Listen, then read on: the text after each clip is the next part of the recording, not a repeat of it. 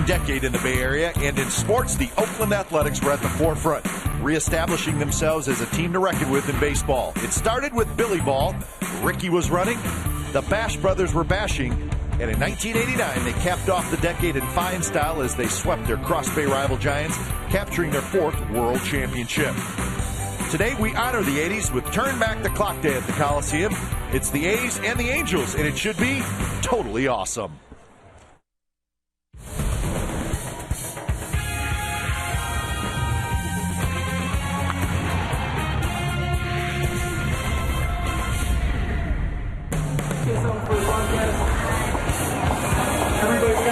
Yeah, let's win a ball game today. It's official. MC Hammer is in the house, and it is his bobblehead day today as we celebrate the decade of the 80s here at the O.co Coliseum. It is going to be a fun afternoon, and the A's are looking for a win and a series win over the Angels. So the 4th and final game of the series, the A's and the Angels, coming up on Comcast Sportsnet, California. Well, good afternoon, everybody. Welcome to Oakland A's baseball. Along with Ray Fosse, I'm Glenn Kuiper. Well, as the A's go for the series win, they send their all-star pitcher to the mound, Gio Gonzalez. And Ray, he's been good all year. He's been great pitching here at home. Amazingly, 6 wins here at the Coliseum when he's taken the mound. The 11th start today here at his home park. I thought it was appropriate. 2 weeks ago today, he was named to the all-star team. He picked up a win. Curveball, outstanding. Of course, tremendous fastball. He blew away Jay Bruce in the all-star game under the 3-2 fastball. There's no doubt when Gio picks up the changeup, he is going to be unhittable. He's an all-star. Who knows what Gio Gonzalez can do throughout his career. But right now, he's at the Coliseum facing the Angels, trying to win a series this afternoon. Who better to have on the mound than the guy with the best success here? Coincidence? As we show strikeouts, they're playing You Can't Touch This. I don't know. Who knows? It is 80s day here.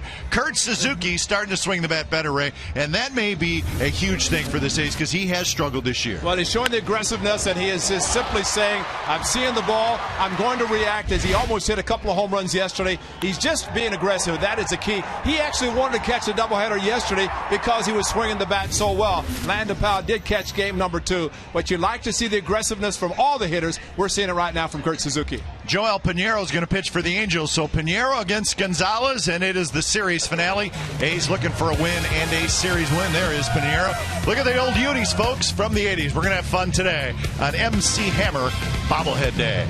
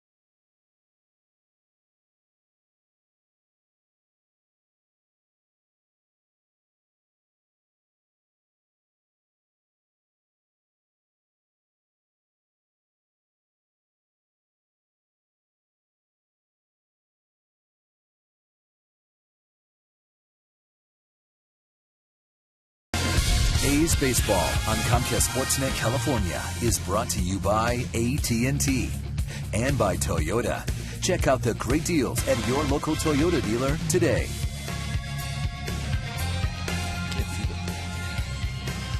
Oh, there's the unis. Ray, what do you think? I think they look outstanding. I think they have a win in them today to win 3 or 4 against the Angels. That's enough said about the unis, and they're good. I think guys don't like it. There are no belts, you know. It's kind of the... Well, everybody's used to the belts now. Exactly. And they're used to also having the button up.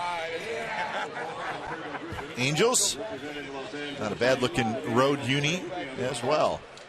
So we are going to, well, all weekend we've been celebrating the decade of the 80s. Top it off today. MC Hammer bobblehead. We're hoping that MC, the Hammer, comes up and visits us today, which we're thinking that he's going to, so it'll be fun to talk to him. A's have taken the field, and they are looking for a series win today after winning on Friday and then splitting the doubleheader yesterday against these Angels. So the lineup cards being exchanged. Kurt Suzuki and Gio Gonzalez have yet to take the field, but the rest of the A's have, and now those two will do that. Game time weather brought to you by the Santa Cruz Beach Boardwalk. Get to the beach. The admission-free boardwalk is now open daily, 62 degrees. Feels like the 80s? Yeah, it does. It was a good decade for the Athletics, obviously. Well, we'll talk about that, from starting with Billy Ball, going right through the 89 World Series win over the Giants. So we're going to have fun today. Let's take a look at the Angels lineup for this afternoon. Izturis at second, Ibar at short, so a couple of switch hitters at the top of the lineup. Torrey Hunter, Vernon Wells, Howie Kendrick. Kendrick will play left today. Callaspo at third, Trumbo at first. Wilson is the catcher. Mike Trout, the youngster, in center field. Gio Gonzalez today with the pant legs pulled up high, showing all the stirrup socks as he makes the start here, looking for his 9th win of the season. 18 starts. Of course, 10 of those have come here. This will be his 11th start at the Coliseum with the 6 wins of his 8 enjoyed here at the Coliseum. Wearing the uniform that says simply Oakland on the front. And that was the beginning of the 80s. As Kite mentioned, some great seasons here in the 80s, culminating with the World Championship. So a great time to try to win a series against a team from down south, the Angels, and Gio will try to do it today. Defensively behind Gio Gonzalez today for the Athletics. Willingham in left, Crispin center, DeJesus in right, Sizemore third, Pennington at short, Weeks at second, Jackson at first. Kurt Suzuki is behind the plate. Gio, of course, the recipient of 14 runs received here at the Coliseum against the Angels on that rain delay. That took place on the 17th of May. He also was shut out in Anaheim on the 25th of April. So he would like to get the offensive support today, similar to what happened yesterday afternoon in the series finale. Wow, look at that. So we are told that there is a 80s hairdo for every player for Diamond Vision. And I'm sure the players are just thrilled about that. And the first pitch of the ball game to Mycera Izturis is a bit outside, so we're underway from the Coliseum. They said an umpire change. Who's behind the plate? Rippinger is behind the plate. Okay. Call some strikes. There he is, Mark Rippinger. Buckner at first, Scott at second, and Meals at third.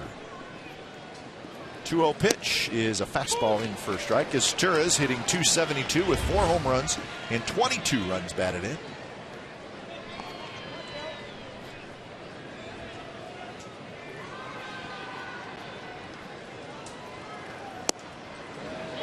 Strike 2 called, and indeed, Rippinger.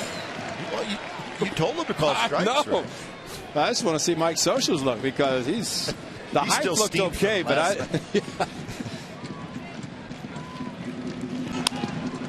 And that will line to left. Willingham's going to play it on a hop, so Izturis has a leadoff single. Get the Dodge Charger keys to the game. Turn back the clock for the 80s. The A's would like to think about the late 80s when they went to World Series. 2 of those last years, 88 and 89. Gio pitched like an all-star. He definitely was an all-star pitching last Tuesday in Phoenix, striking out Jay Bruce on a 3-2 fastball, and he'd like to just continue to pitch like the all-star he is. So in steps Eric Ibar. Izturis and Ibar, both switch hitters.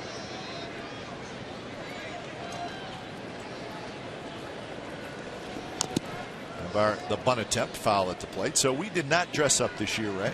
Did last year. We had fun in 70s night. But our colleague over on the radio side, Vince Cotroneo, has kind of did it for all of us. That is Vince Cotroneo. Trust us, folks. We would not lie to you. He's wigged out. He's got the collars up. So he is dressed 80s style, and he's carrying us today. And we appreciate it. I asked him how the hairpiece feels, and he said hot. Well, I've heard a couple other descriptions of that hairpiece today. Hot was not one of them, but Dick Callahan's got the collar up. Collars, I should say.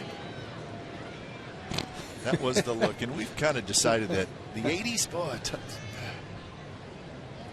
didn't know what to do. That is a tough decade for dressing, I think. There's no way you could top what you did last year.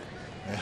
I mean, and I don't know. That wig was hot too. Yeah, I don't know if we could top what Monty Moore did in showing the huge dinger that he called dingers for home runs, and just on cue, Kurt Suzuki hit one. That could not be scripted any better. Of course, you can't script baseball, but you'd think Monty Moore did it. It was fun.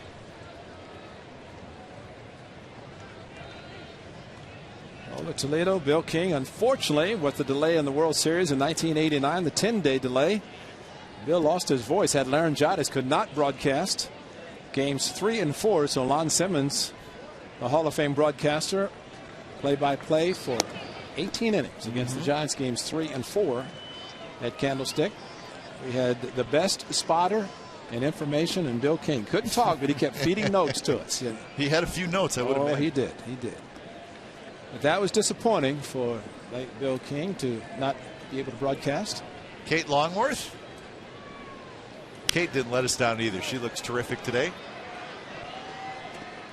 Maybe a hint of Madonna. She pulled it off. So.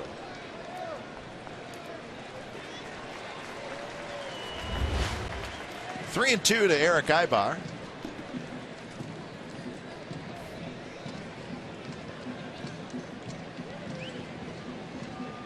See if Izturis takes off. He inches out. He's got a pretty good lead. Be surprised if he doesn't run. Mike Scioscia's team runs, and Mike Scioscia controls the running game. You know, well, the third base coach, of course, getting the signs from Mike Scioscia. Probably be like late great Walter Austin, to stay with one team managing his entire managerial career. Izturis not going. Swing and a miss. Struck him out. That's surprising, but Gio Gonzalez threw an outstanding fastball to Ibar, and Izturis started to go, did not, and pretty wise that he didn't, because he probably would have been thrown out. Maybe he would have gone back to first. He would have been out so far, but Gio just blew him away with a good fastball. Well, an outstanding fastball today from Gio. But yesterday afternoon, game 2, the fastball thrown by Rich Harden was outstanding. Just blew hitters away with the outstanding fastball. Well, maybe the most impressive thing about Harden yesterday was that the fastball was good early. It was great late. So that's a good sign for Rich Harden. Well, the velocity was great also, and that's the key, throwing mid-90s with the fastball, over 100 pitches. Tough series for Torrey Hunter. He bounces this one toward Pennington, and Pennington juggles, throws to second. Weeks had his foot off the bag, and everybody's safe. It's going to be an error on Cliff Pennington. And that is the 13th error of the year by Pennington, and it probably would have been a double play. There's no doubt. I mean, it was his tailor-made double play, hit hard. And this is where Gio Gonzalez has to really settle down. The transfer, got it in his hand, not a very good grip, and tried to react quickly enough to throw to second base the shortest distance. There's the transfer. He just popped out, did not get into his hand. That is something they work on daily. So many times it comes so natural, but that time it didn't, and this is where Gio has to bear down and get out of this jam himself. So this is Vernon Wells, who swings and misses at a breaking ball. And unfortunately, it was Gio game in Texas. The tailor-made double play that was not turned resulted in 5 runs, thanks to a grand slam by Mike Napoli, a former Angel. Say it often, but pitchers with mistakes, you cannot control mistakes behind you. Sometimes you have to take matters in your own hands, and 2 pitches to Vernon Wells. Gio's done that.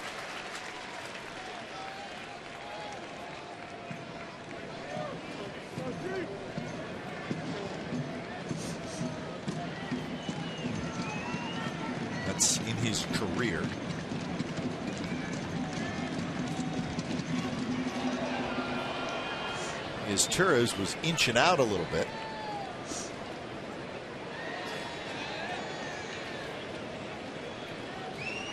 So 2 on and 1 out.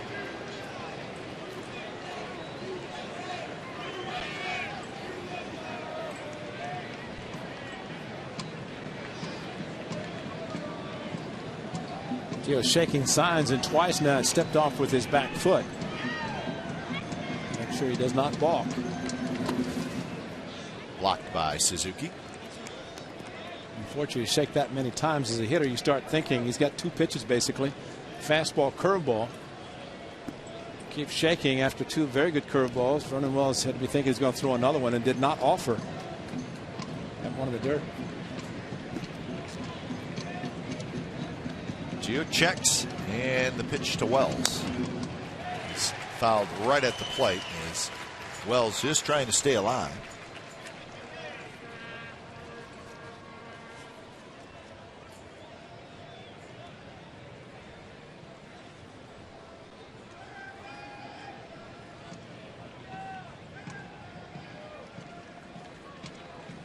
Wells with 14 home runs, 35 runs batted in. Swing and a miss at a breaking ball. And that's the second strikeout here in the first inning for Gonzalez.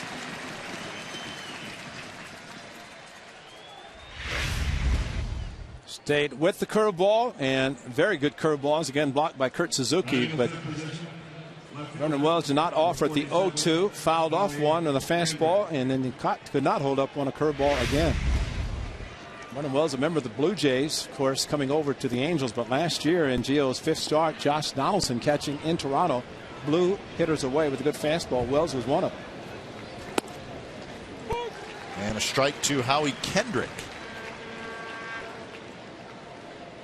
Kendrick playing left field today, 298, 8 homers and 30 runs batted in.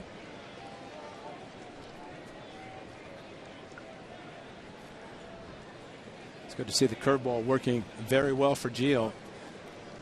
And he's throwing it inside to right-handers. He's starting it outside. So far, he's throwing a very good one.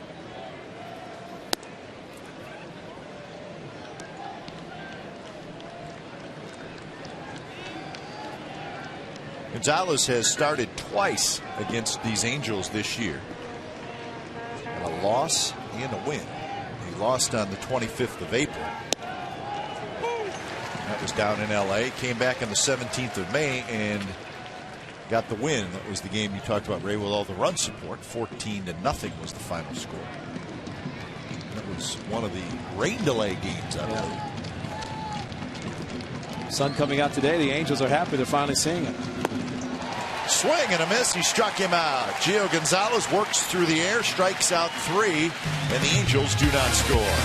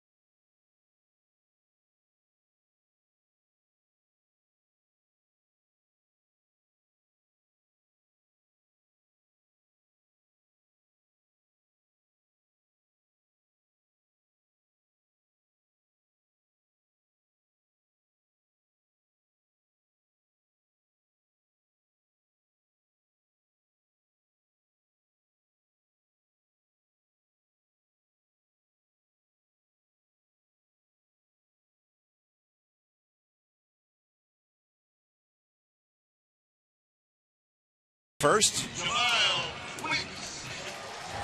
Here's the A's lineup for today. Weeks, Chris Willingham, Matsui, Sizemore, DeJesus, Jackson, Suzuki, and Pennington. And the veteran Joel Pinheiro on the mound for the Angels. Of course, long time with the Seattle Mariners in the National League, now with the Angels, and finally picked up win number 100 in June. Of course, it took him a long time, but finally got it. Third start against the A's this year. He's 0-1. That's just not fair. So I said, I've been in big leagues about a month and a half and already in throwback uniforms. Yeah.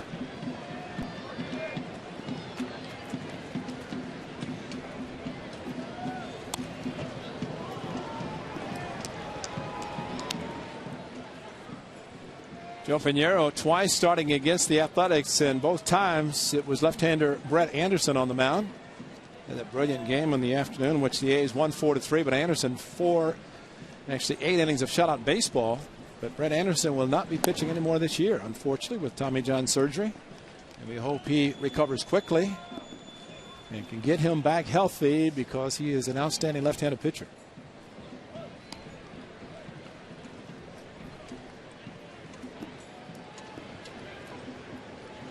So 2-2 to Weeks, who's had a very good series.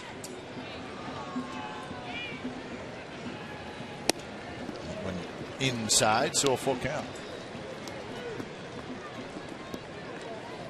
7 hits in the series for Weeks.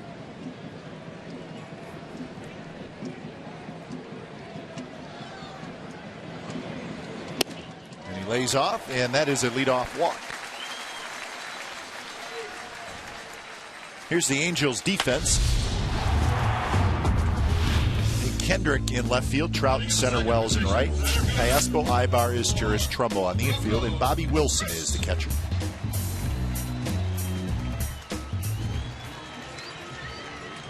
So the A's, just like the Angels, have their leadoff hitter aboard. Coco Crisp, good numbers against Joe Pinheiro, and like the way he's wearing his stirrup socks. Melvin put the uniform on. He says, got to wear the stirrups. Of course, something that you don't see a lot of. But the stirrups, of course, I remember the Cincinnati Reds in the 70s had to show the little horseshoe in the back. They had to have the stirrup sock, had to wear them down low.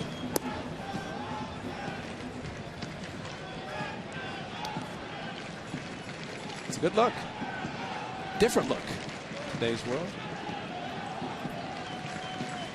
Now the pants, most players want them so long that they go over the heel of the shoe. George Hendrick, coach of the Tampa Bay Rays, started it all. Coco no swing, 2-0. And what you see a lot of down at the bottom of the pants now is the guys just cut them. That's right. So the elastic really doesn't come in play, and they just kind of fall out over the spike.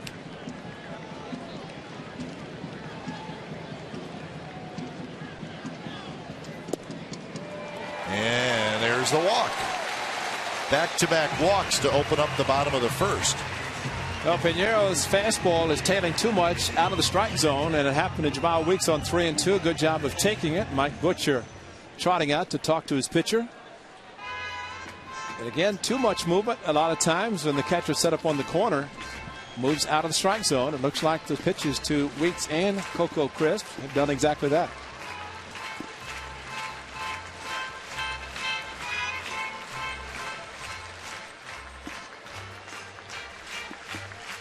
So a long meeting at the mound. Maybe the longest first inning meeting we've had. And it wasn't Mike Scioscia, it was Mike Butcher. Scioscia yesterday went out with Thompson and stayed out there quite a while. 16, Josh Willingham.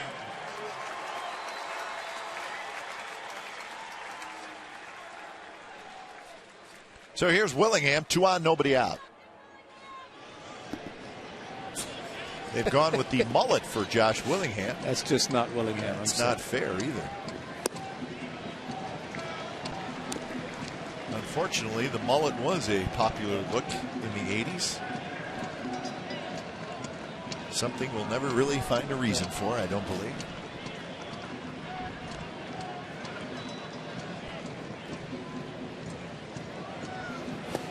That's low, 2-0. So Piñeiro having all kinds of trouble finding the strike zone, and the A's trying to take advantage of that.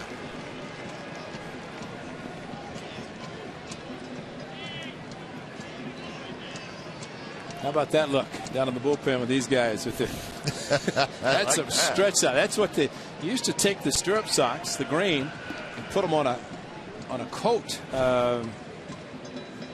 hook and just stretch them.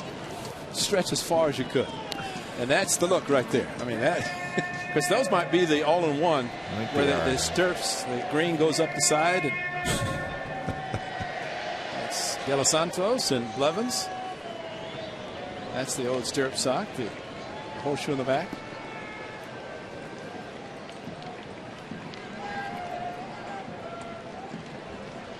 So 2-1 to Willingham. Great speed on the bases for the A's, and that one floats inside. 3-1.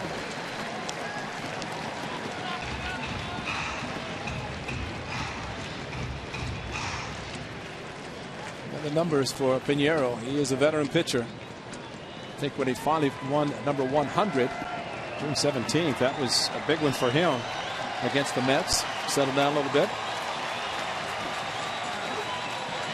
3-1 pitch, swing and a miss. The last time Piñeiro lost was June 5th. That was 6 starts ago. And he's won his last 2. He beat Detroit and he beat Seattle, both at home, going 7 innings in both games. Speed on the bases, but we'll see what the manager Bob Melvin does with Weeks at second, Crisp at first. 3-2 count.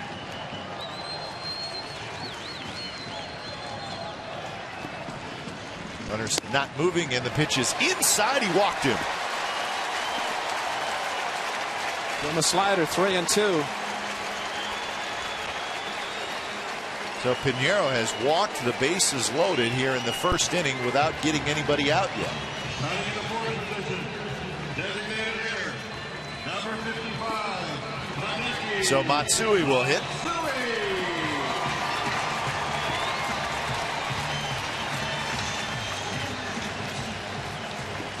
Wonder what he looks like on Diamond Vision. Now I'm looking at that. Oh boy. That's another mullet, yeah. In the dirt, blocked by Wilson.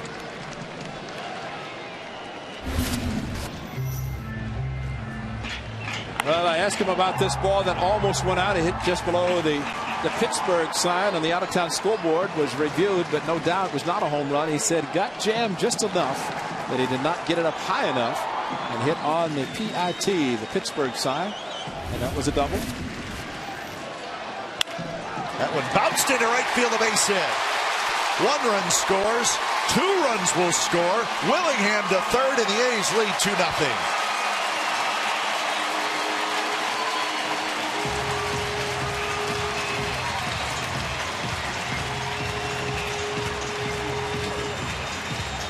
Well, that's a great hit for many reasons. You do not want to let a pitcher get off the hook after walking the bases loaded, and Matsui reached out, got the two-seamer away from him, and pulled it into right field. Past Trumbo perfectly between first and second, and Vernon Wells, respecting the power of Matsui, is playing deep, so that enabled Josh Willingham, Achilles tendon soreness and all, to get to third base.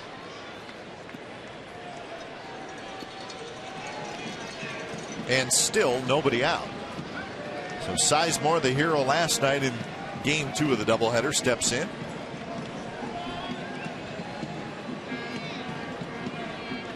It's good to see Willingham go to third. Yeah. Now, Bob Melvin wanted to give Josh Willingham the day off today and have 2, but John said no, I want to play. DH yesterday both games, but wanted to be in the outfield today, and that's where he is. And I'd like to see that. He said I could take tomorrow off and Thursday off.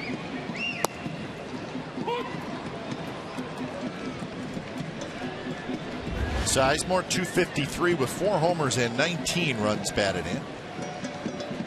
Interesting note on Sizemore, though, with the Athletics, he He's 13 for 37 with runners in scoring position. That's a .351 average. He's in the right spot here. Like the A's yesterday, second game, 5 for 5.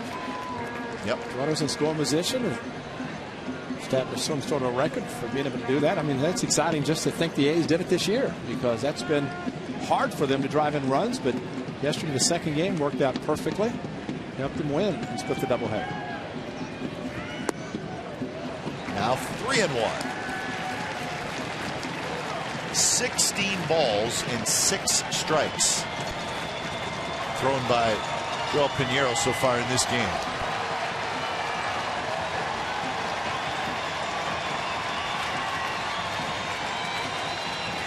Trevor Bell gets up. And that one down around the knees for a strike. That's a pretty good take, because that's a double play waiting to happen with that two-seamer.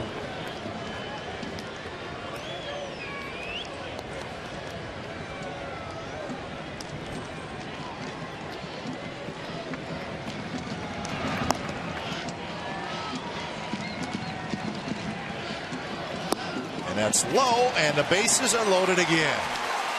4 walks in the inning by Piñeiro. For the first time in his career, Scott Sizemore walk-off hit yesterday. Got a hanging breaking ball, shot it to right center. A game winner for the Athletics in extra innings yesterday afternoon. That was in the 10th inning. And it happened with a couple of outs. So a base hit, sacrifice. Actually a walk and a sacrifice. There's a couple of chances, and Scott Sizemore came through.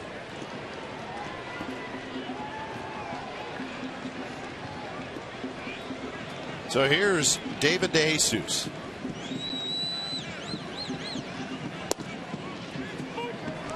So in the span of 6 batters, Ray, the A's have had the bases loaded with nobody out twice. That's a good sign. That's a very good sign. Start to the game. An even better sign, Trumbo, with the speed of DeJesus, playing even with the bag. He's going to the plate if ground balls hit to him, but it opens up a huge hole on the right side.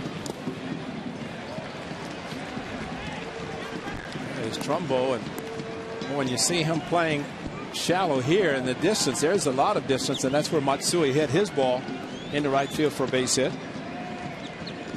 Bobby Wilson twice now has with Matsui, and now DeJesus blocking ball in the dirt with a runner at third. That one's skied down the left field line. Kendrick into foul territory, goes into a slide right near the bullpen, cannot come up with it.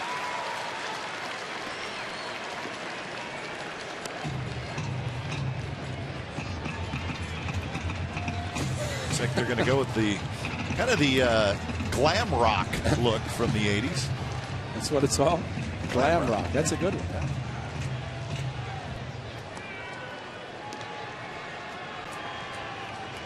Speaking of glam rock,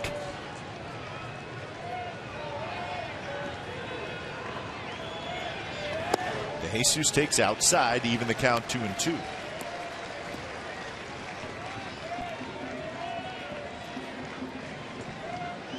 Well, yesterday in the first game, Trevor Cahill struggled, walked 3, gave up just 1 run. Not so fortunate so far for Piñeiro, walking 4. So far he's given up 2 runs and still nobody out. Trumbo has it. He's going to come home. The throw is low, and Wilson can't handle it, and the A's get another run. Trumbo had plenty of time, but he threw it low, and the A's catch a break, and they lead 3-0. Well, he was playing even with the bag and got the play that Mike Scioscia wanted, maybe even a return throw to first base since it was hit so hard. And the off-line throw, and DeJesus will not get an RBI. In most cases, normally cannot assume a double play, but since the play went to the plate and it was an error 3, he had it. And maybe just thinking too much about getting back to first base in a 3-2-3 double play, but a bad throw helped the A's score another one. So here's Connor Jackson. Still nobody out, and again the base is loaded.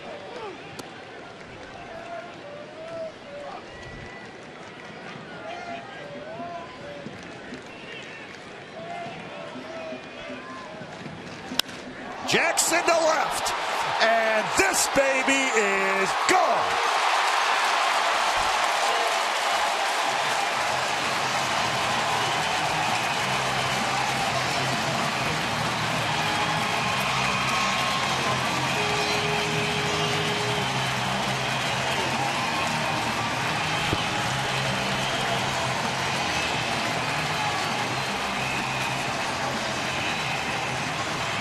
So a grand slam for Connor Jackson, and the A's have scored 7 in the first.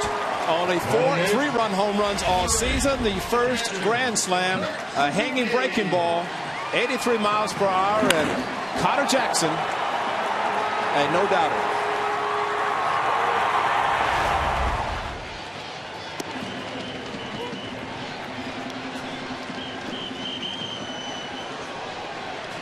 So Gio has got just a bit of run support. 7-0.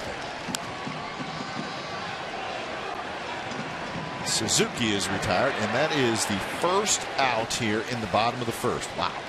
You know, you can say that Trumbo made the error for Connor Jackson, his first career slam, his first for the team this year, and a pitch that was right in the wheelhouse. He knew it was gone, and no doubt, grand slam, and these guys will be wanting to wear these uniforms every day. Score 7 in the first inning.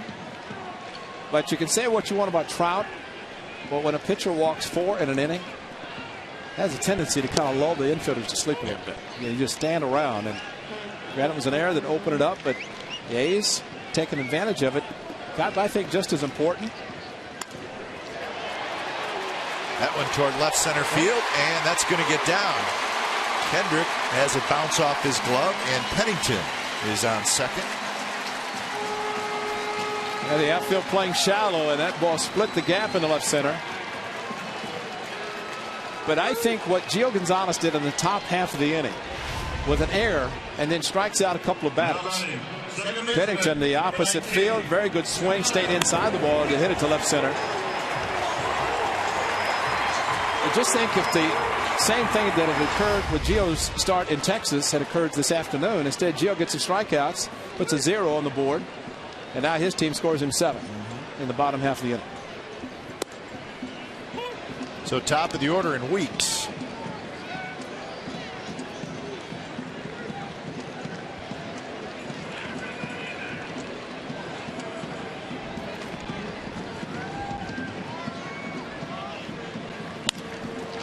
Jamal rolls one up the middle, and that's into center field for a base hit. Pennington digging around third. He's going to score. It's 8-0.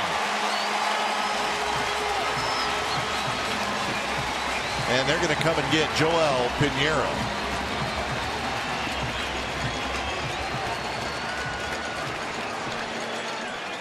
Eight runs in the first, 4 walks, a grand slam, 4 hits allowed, and pretty much a nightmare start for Joel Pinheiro. When it's time for change, think Speedy Oil Change and Tune-Up, your oil change tune-up and smog experts.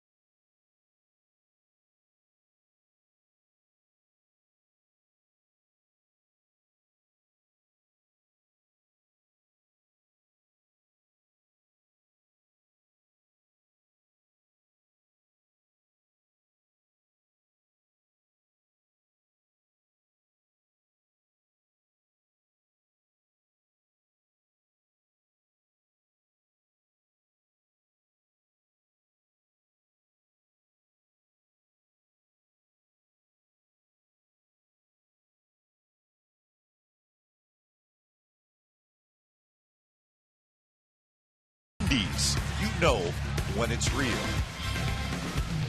The Wave at the Coliseum from the 80s. Could have been during Billy Ball. Could have been great teams from the late 80s. That's a shot. Trout plays it on a hop.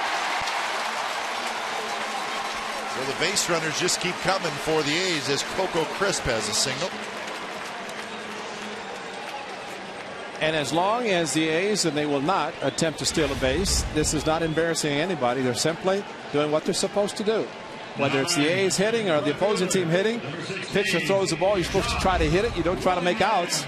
And so far, the A's really don't have that many hits, just at the right time. One with the bases loaded, another with the bases loaded. So Trevor Bell comes in here in the very first inning. Willingham drives one right center, hit well. Trout on the move, still on the move, and he makes the catch. And the runners have to get back. That one hit extremely well. Trout made a very nice play for the second out. Look at him quickly because he's thrown 2 pitches and 2 very hard hit balls. He is considered now a long man. 15th appearance for Mike Scioscia this year for Trevor Bell. He's going to be out there a while today, I think so. Nice play by Mike Trout in center field. The ball looked like it was going to slice away from him, but his speed that he has enabled him to catch up with the ball. So here's Hideki Matsui, who had a 2-run single earlier.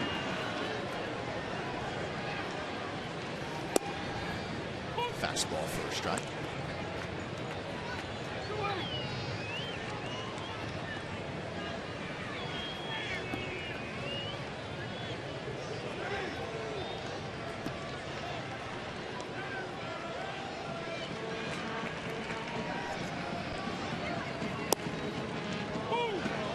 Off-speed pitch by Trevor Bell, catches the corner.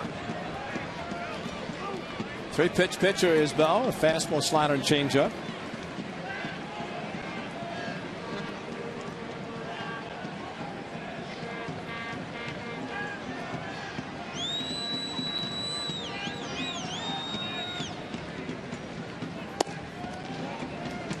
Matsui.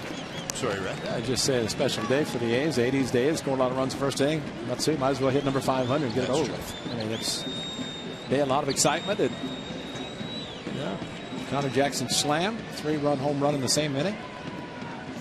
And Matsui gets a lot of attention, hitting number 500. It's going to happen eventually.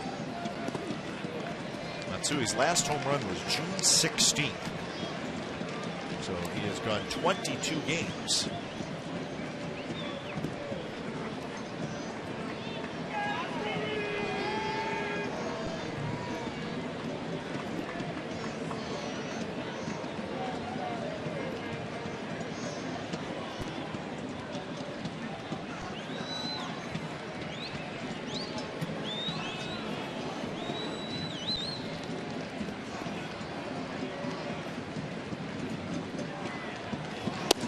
Now 3-2. So it was 0-2, now 3-2. Matsui's 2 RBIs in the first inning, or earlier this inning, I should say, were number 36 and 37.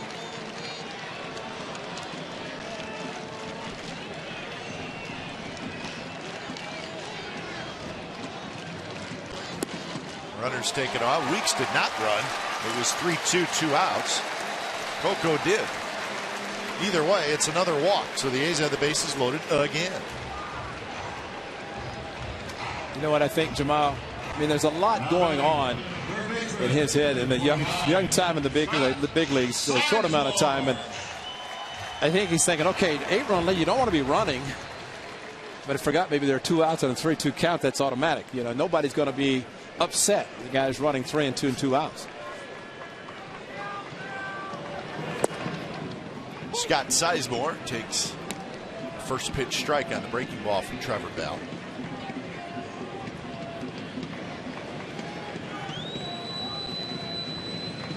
This is the 14th hitter to bat in this inning. That one sliced to right. But there is Vernon Wells, side retired. What an inning by the Athletics. They score 8 times. They get 6 hits, and the big blow, Connor Jackson, a grand slam. 8-0 after 1.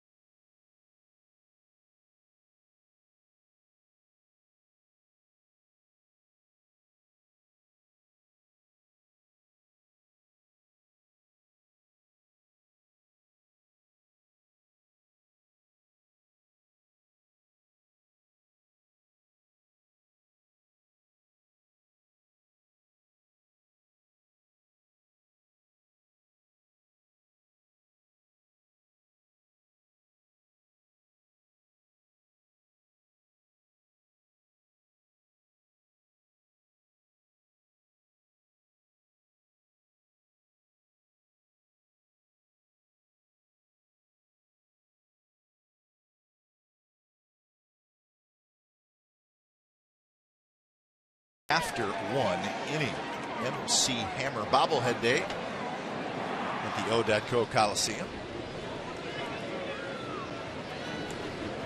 Alberto Callaspo to lead it off, be followed by Trumbo and then Bobby Wilson in the second. Gio got in some trouble in the first. It was an error that caused the trouble, but he ended up striking out 3 to get out of the inning.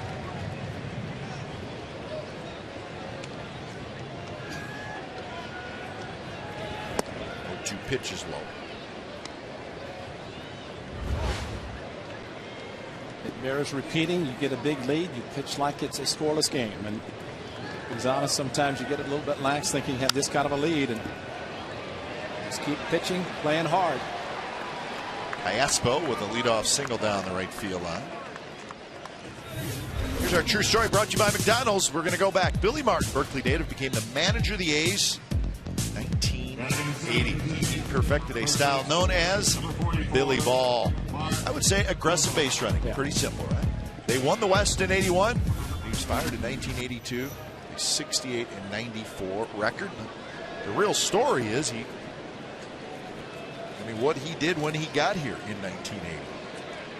In 1979, the A's lost 108 games. It's the only year since they've been in Oakland that they've lost 100 games.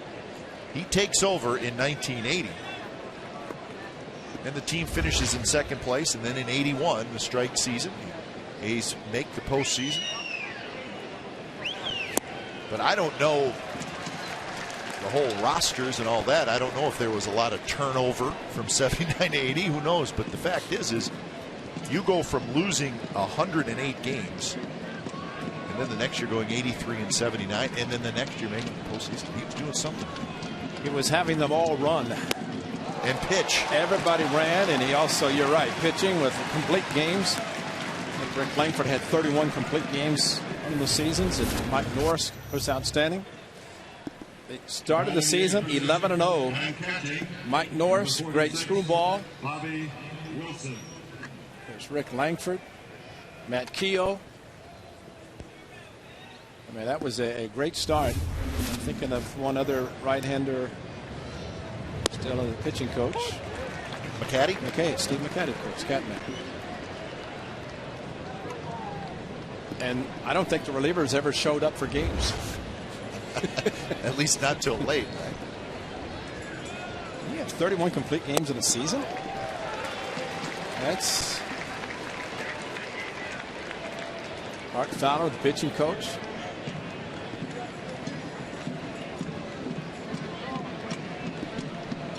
And Vicky Morbido, the director of team travel. Started then and still here. Another strikeout for Gio Gonzalez. He's got 5. All 5 outs. Strikeouts.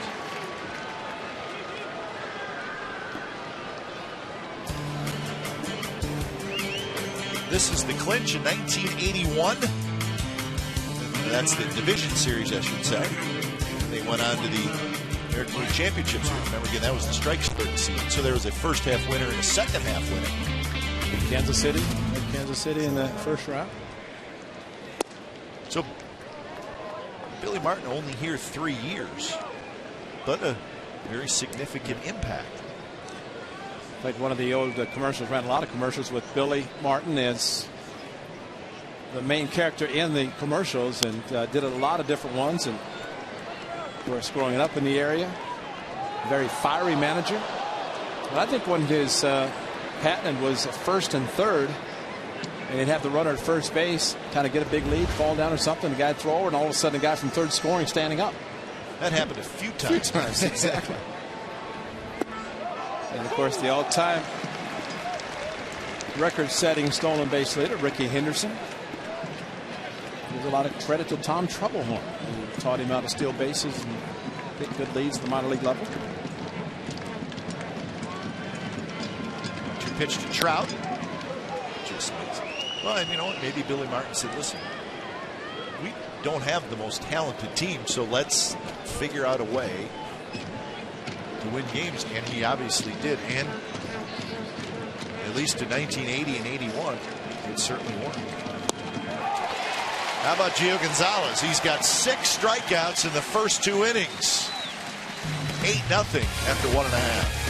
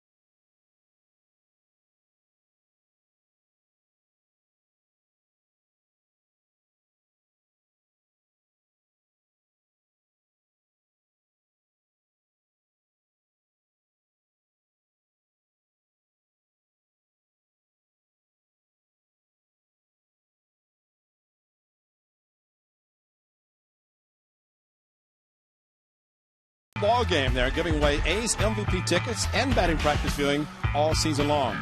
Enter to win today at Ashby's Berkeley or Concord locations, or by emailing ashbylumber@oaklandathletics.com. Ashby Lumber for all your fencing and decking needs. Bottom of the second inning, and it's 8-0.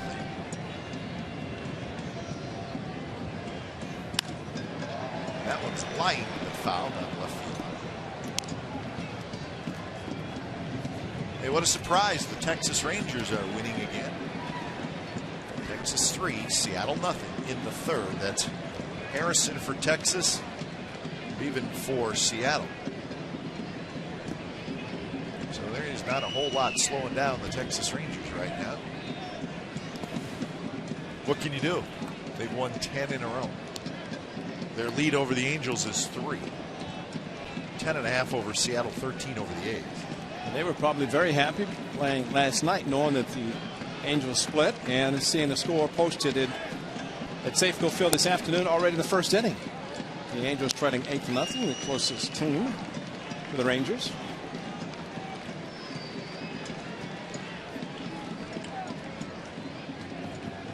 Three and 1 to DeJesus, and he takes a low strike, full count. That was a strike.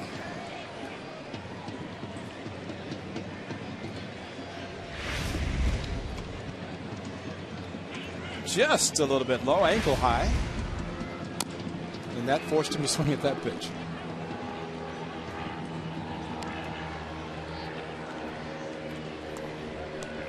DeJesus reached on an error in the first and then scored. He hit the ball that Trumbo fielded but threw wildly home on a run to come in. Another foul ball.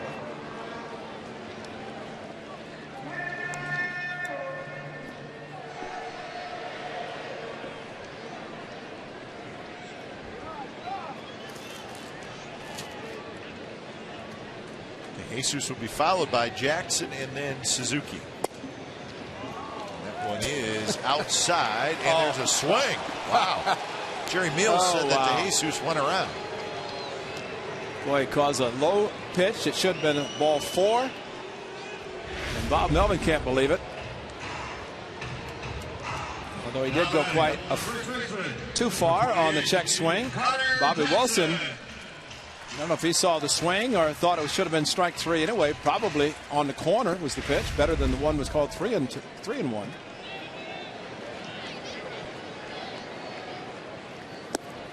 So 1 out here in the bottom of the second for Connor Jackson, a grand slam in the first inning. 3rd home run of the year for Jackson. Shoots this one foul. Joined by Mike Selleck. At the A's scoring 7 runs in the first inning. It's an Oakland record to score 7 runs without recording an out. Never happened in Oakland history, even with Billy Martin. Connor Jackson has a base hit. Here's our Subway Eat Fresh Ask Glenn and Ray question. You can log on to csncalifornia.com to post your question. Craig from Concord asks, can you give a happy 97th birthday to my grandmother Margie today? We take her every year, sitting in section 216, row 9, seats 1, 2, and 3. There she is. Margie, happy 97th birthday. That is awesome. 97, and she's at the ball game. She looks great. And the A's scored 8 in the first. 97. That's awesome. She probably insisted on coming to the game. It's her birthday. So happy birthday, Margie. Enjoy your day. See you next year for number 98. That's right. She'll be sitting in section 216 right there. These are good seats, too. She has a wonderful day. She deserves it. That one's driven left center and deep. Trout going back near the wall, and he's got just enough room to make the catch. Kurt Suzuki's going to start to wonder what he has to do to get one over the wall. Well, that would have been a good idea to pull that one a little bit more towards the out-of-town scoreboard, because you go to the deepest part of the park, and a guy in center field with pretty good speed, and Trout. Kurt looked at it, was hoping. Daytime baseball, Comcast Sportsnet California in HD side in left center. All that working together for him, but Trout got it. Wrong part of the field. So here's Pennington. Doubled and scored in the first. He's got 5 hits in that first inning. They were helped out with 4 walks by Pinheiro. All those walks scored, and an error, and that error came around to score.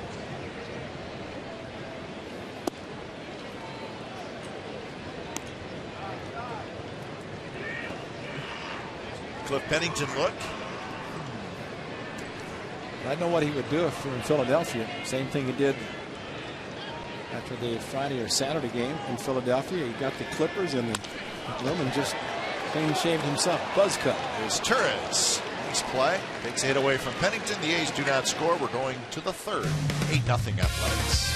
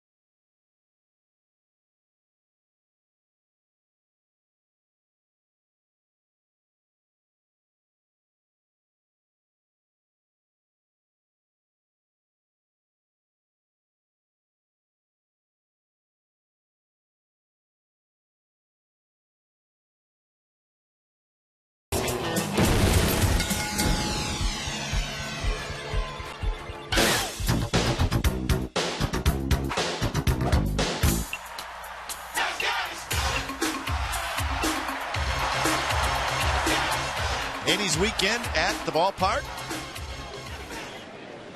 As the A's off to a great start with an 8-0 lead. Can't complain about that. Top of the third inning and top of the order for the Angels. Also going to just kind of chronologically go through the 80s today. Looking back, of course, we talked about Billy Ball. Is it Martin's 3 years as the A's manager? Is it appropriate that on 80s Day the A's score an 8 in the first inning? I think you are absolutely correct. And I think just as impressive, Gio may get the 8 strikeouts in this inning. He had 6 already, striking out the side, both the first and the second.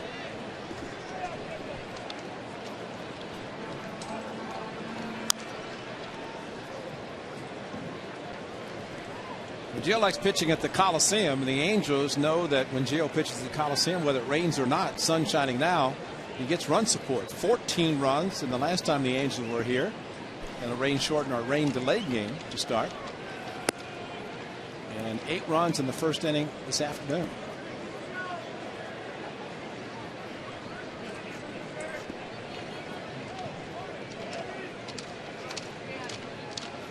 The 0-2 pitch is a fastball outside. Gio Gonzalez has recorded 6 outs today, all 6 strikeouts.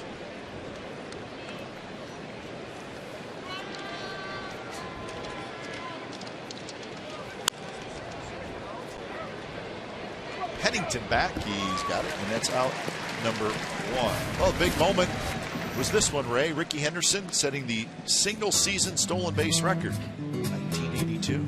Ted Simmons with a pitch out, throwing to Robin Yount, playing shortstop. And of course, Dwayne Murphy, who was instrumental in Rickey getting all those opportunities to steal bases. Dwayne Murphy hitting behind him, and Rickey. Dwayne Murphy never really was disappointed when he had 2 strikes on him and Rickey was running. Remember Rickey saying many times that he told Murph, of course, was told by Rickey, you get a fastball, you don't take it from me. You get good pitches to hit, let it go. But Murph was outstanding when it came to taking pitches and allowing Rickey to steal.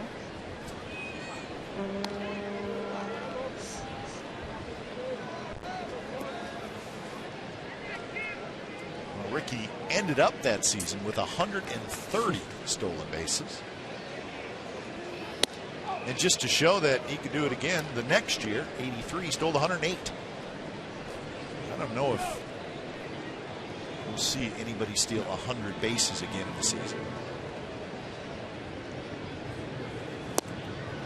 And that pitch just a bit low, and Ibar has a walk.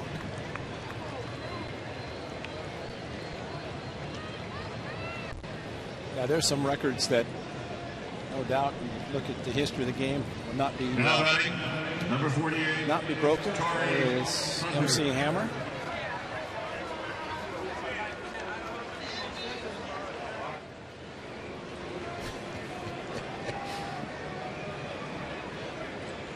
The general manager. Nice block by Suzuki.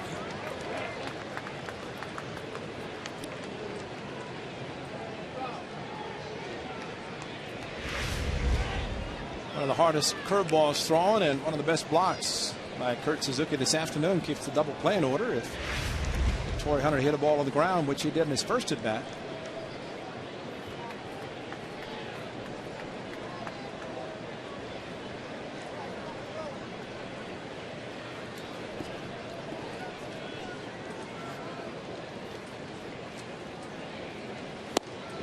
Fastball right there at the knees, 1-1.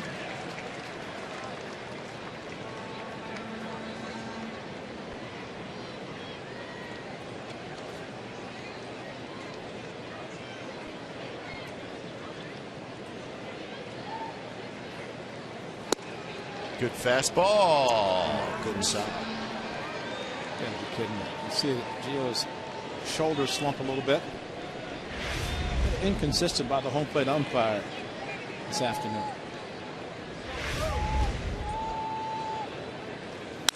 That one bounced back to Gio, spins, throws to Pennington. Pennington flipped to first, and that's a double play. 1-6-3, side retired. We go to bottom of the third, 8-0 A's.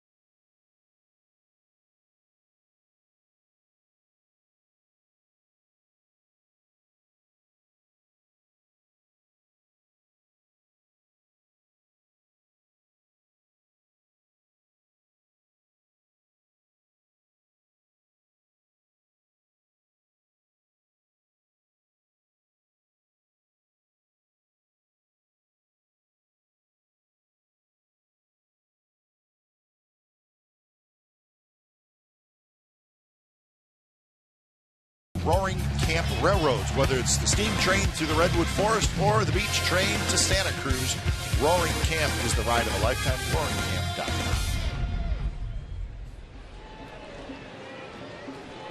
Shooting back to the 80s. I love the fan Coliseum shots from the 80s. Different look back then. That's a different story, right? Mount Davis was not around. No, it wasn't. It was a beautiful sight to see the Oakland Hills without Mount Davis there.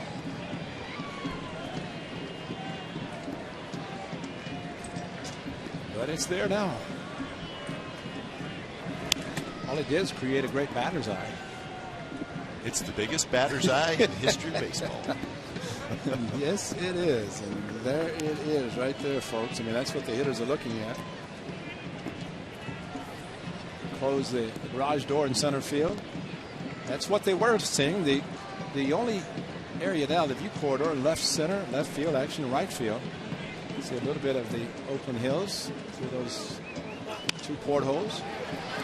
Weeks with another hit. Well, he's hot. 2 for 2 today with a walk. Now batting, number 4. Little hammer time. He's got the cargo pants on, the parachute pants. That was a good look from the 80s. And again, let me say it again, that was a good look from the 80s. Right. It's Ricky, in his Eckersley jersey, number 43. So, Eck jersey with parachute pants. Gold parachute pants.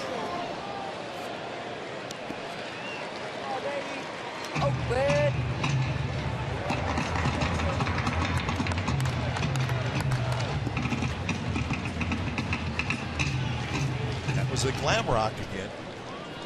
The Glam Rock.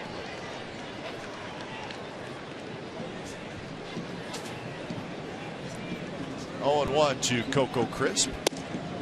Checks his swing and the count even at 1-1.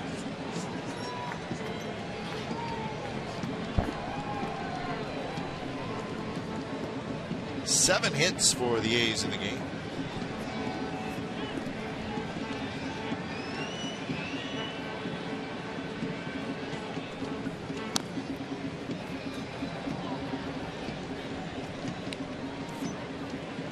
Rangers still leading the Mariners 3-0 in the 4th inning.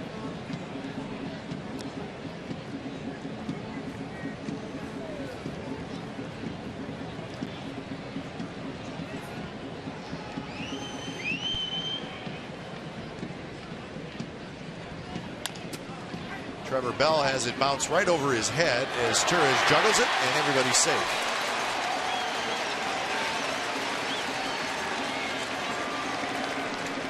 So Coco's aboard. I don't know that they would have had a play on Crisp. Torres would have had to field it clean and get rid of it quickly. That's a good point, because once it got over the head of Trevor Bell. And it's a base hit. And it is a base hit. That's good. Like to see that. You just cannot assume, and it's a great point you make, that it's going to be able to be made by Izturis. He's going to have to hurry. So 2 on, nobody out, and here's Willingham.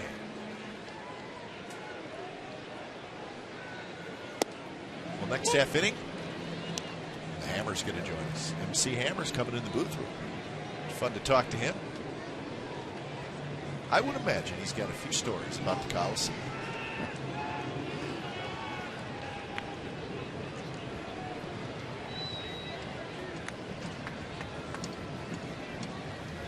I mean, Ray, you've told some terrific Charlie Finley stories. You were right there.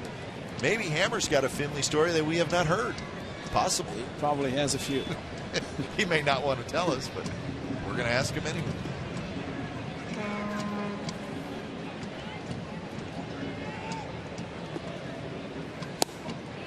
Strike called to Willingham on the outside. 1-2.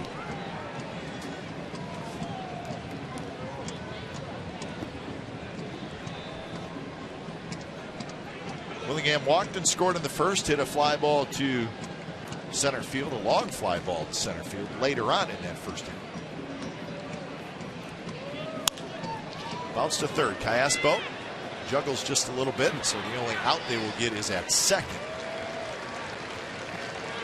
So Willingham reaches on a fielder's choice. Crisp is retired. Mike Scioscia, of course, an excellent manager, and he's got to be disappointed for a couple of reasons. Number one, his starting pitcher walking as many as he did in the first inning, giving up 7 runs, an error made, and maybe a ball that should have been handled by Izturis, not an out, and a double play ball right there. It should have been a double play, but Callaspo bobbled the ball momentarily. Izturis had to take an off-balance throw at second base. So it's one thing to be behind, but you also want to see good baseball played by your team, and he's taking advantage of some unusual mistakes made by the Angels. The Angels coming into today the 4th fewest errors in the American League. And that is what happened to Joel Pinheiro today. And he walked the first 3 hitters of the game. And it wasn't like his pitches were just off the plate. He was missing badly. But the one thing you hope as a pitching coach or a manager is you don't have that one hit that results in 4 runs. A grand slam by Connor Jackson. And that was the difference. Otherwise, he might have been out as Trevor Bell was warming up. He might have come in, but it did eventually come in, but this was after the A's had scored 8.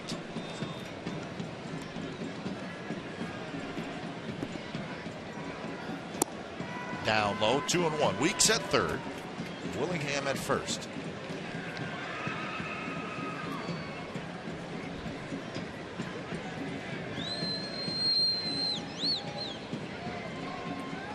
Matsui, a 2-run single, and then a walk. Another block by Wilson. He's been busy today. Well, that's 4. He is blocked with run at third base.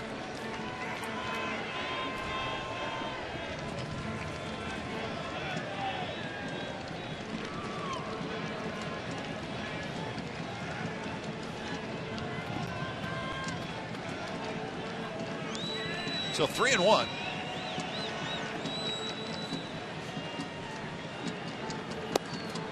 And there's a strike call. Didn't have to be.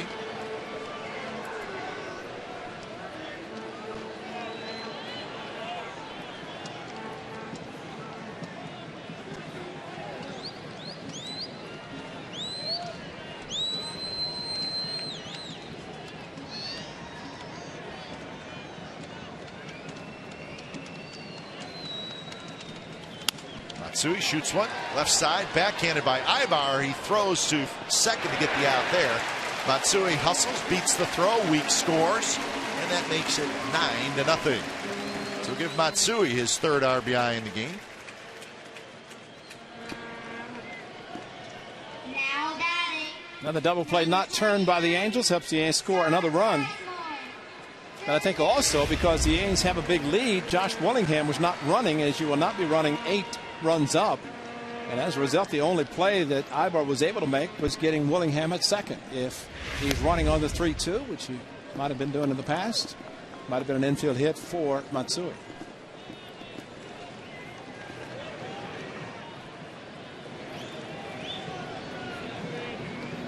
So Sizemore hits with 2 outs and he checks his swing. Pitch called a strike on the outside corner.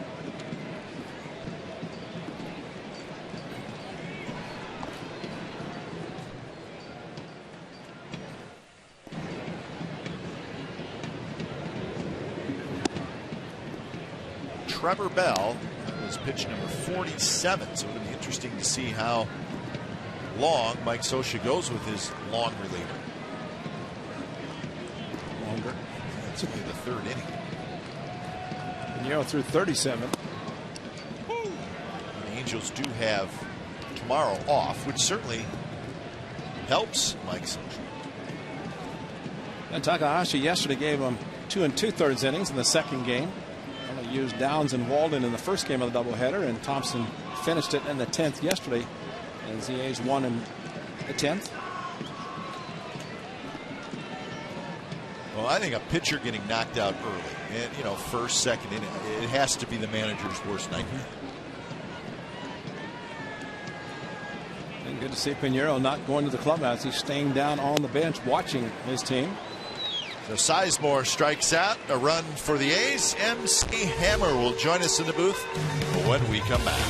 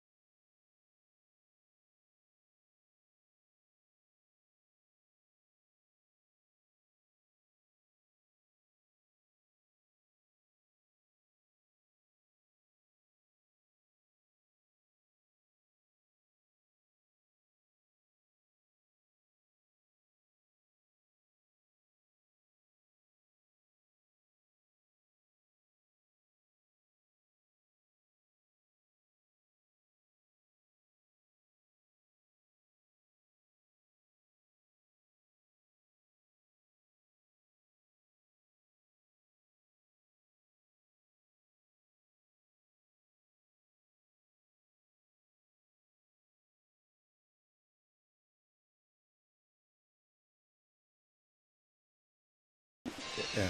You got some runs in you.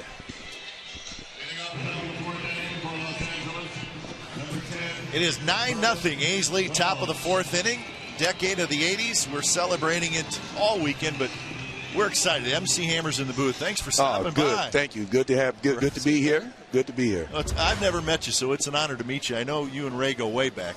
All the way back. I mean, literally. And Ray doesn't look a day older. I'm kind of jealous a little bit. He has this wonderful, healthy head of hair, and I got my top down. Come on, we got your album cover right here. You look exactly the same. Well, yeah, thank you. I put the $20 I gave you in your left front pocket. Hammer, I can't sing. Oh, it's okay. Or dance. Yeah, but you managed to keep the dance going for quite some time here. That's right. He could catch, though. He could catch. Yeah. Right? Oh, one of the best. So we were thinking there's got to be a story. So we've heard all the Charlie Finley stories, but you got to have a story to tell us that maybe a story we haven't heard about Charlie.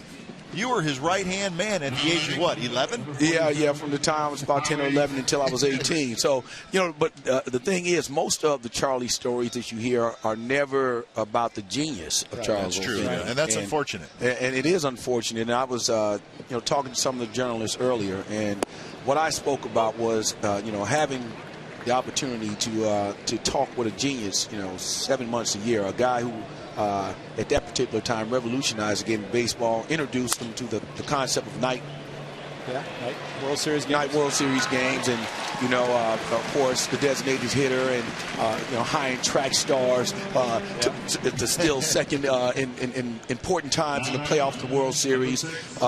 Just a genius in marketing promotion, a guy who gave names to ball players to make them more colorful. And how about Hammer? Did he give that to you? Yeah, and one who coined. I was going to say, it worked pretty well for you. Yeah, and that one worked out for me as well. But because some are saying Reggie, but it was Charlie who gave Catfish his. John Blue Moon owned him. Buy the True Blue. Yes, Hammer to him because you look like Hank Aaron. Exactly. But Reggie coined it. Okay. And then Charlie came behind Reggie. But the thing is, Pedro Garcia. Remember Pedro Garcia, Milwaukee Brewers?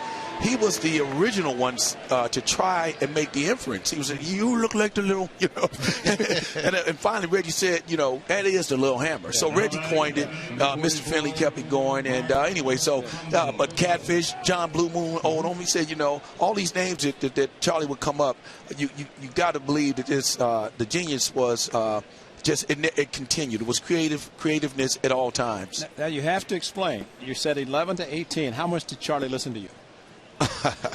How much did he listen to me? Whatever. You're an executive. VP at 11. Well, what happened is I adopted to his way of thinking. So I already knew. We all did. Right? We all did, right? I knew if it was the, the sixth inning, seventh inning, and the pitchers weren't warming up yet, the relief pitchers, even though, the spread might have been safe. If they're not warming up, Charlie's going to be upset if things go bad. So I knew to say as a broadcaster, I'm making up my own thing here. End of the inning. Yeah, stick around. We want more stories. We'll continue with MC Hammer when we come back.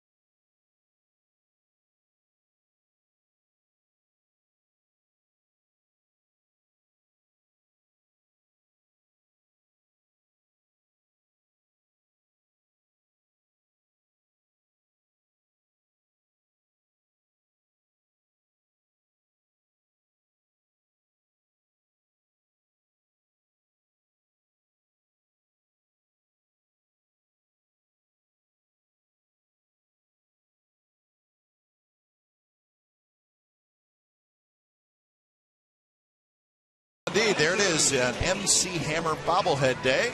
We like the bobblehead. Hammer, what do you think of your bobblehead? Are you happy with it? Ecstatic. I had to approve it. I had to approve it.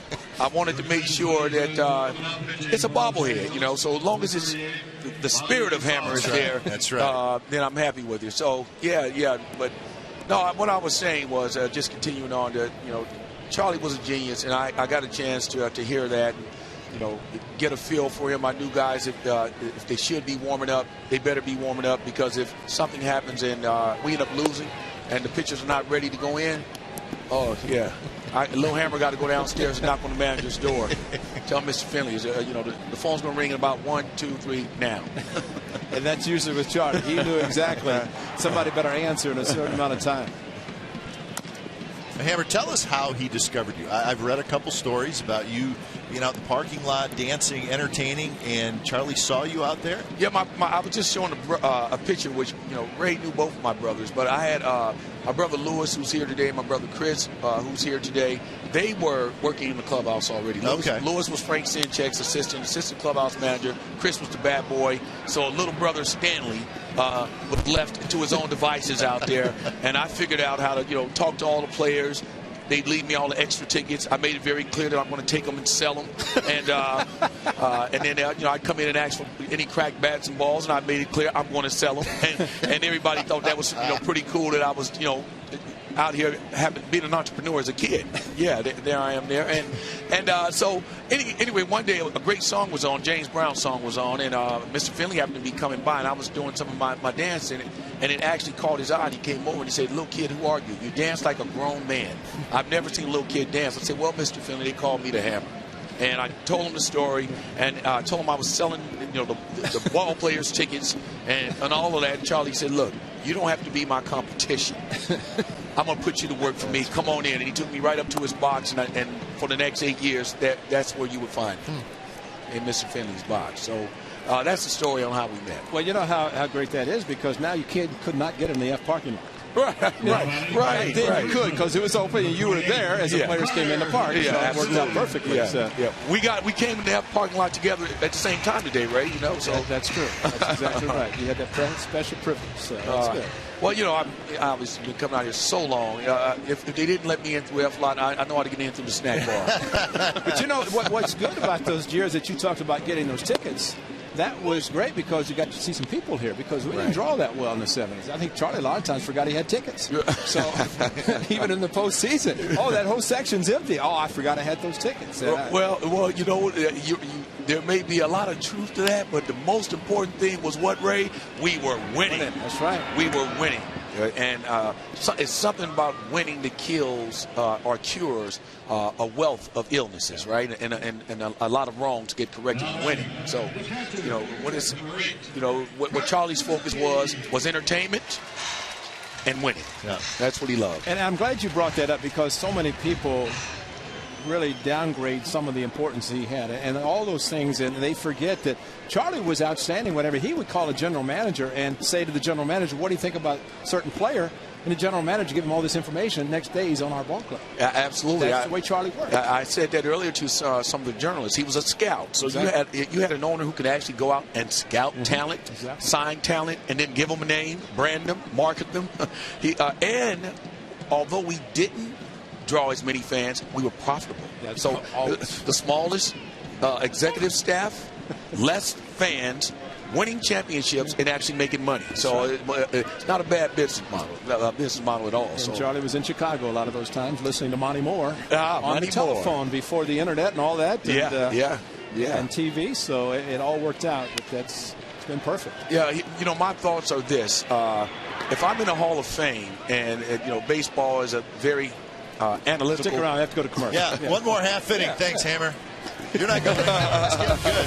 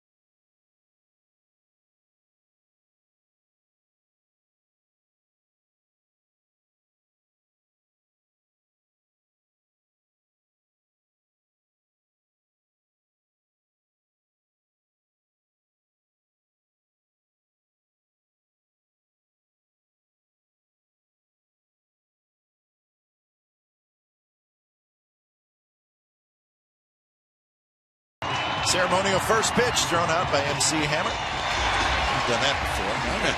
Over the top. We're having a fun time with the Hammer.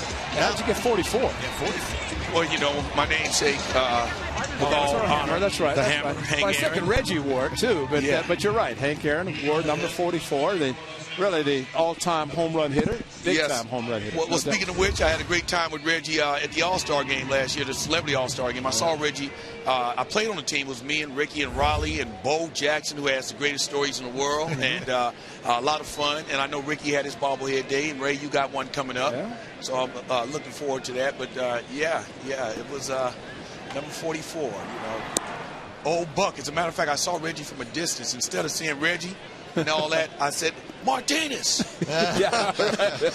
Martinez. And, you know, he stopped in his tracks. Not too many people call him that or Buck. And, exactly. So But you have to explain something now. I mean, we're talking about in the 70s. Sure. Now you've maintained and you continue to work, and you told me your age, which is hard to believe, but tell us what you're doing as far as continuation of where it all started for you. Well, right now, you know, I spend an awful lot of time in technology, you know, co-investing and things like that, and everything specifically in social media. I lecture at Harvard, Stanford, Oxford, you name it, in Ivy League schools, and specifically on social media. I got in early because of my first and foremost, my affection for it, and then secondly, because I'm located right here in the Silicon Valley area, and so I got really excited about technology. As a matter of fact, some of my friends came over to celebrate MC Hammer Bobblehead Day with me today. The co-founder of YouTube is here. Co-founder of Twitter is here. Ron Conway, number one angel investor in America, investing in over 500 companies. He's here. Now, if I start leaving out guys, they'll all get me. But last night I celebrated Airbnb, a company that's been around for only a year or some change. They're worth $1 billion now. So we celebrated last night. And so anyway, I spend a lot of time with technology. I love technology, and so that's what I'm doing besides the business of music and entertaining. Yeah, and you're still continuing the music and dancing, like you said. Oh, absolutely, absolutely. And next year I'll be the Golden 50. You know, that's what I mean. But to still do what you're doing, knowing you're going to be 50, that's the amazing part, because we've seen you.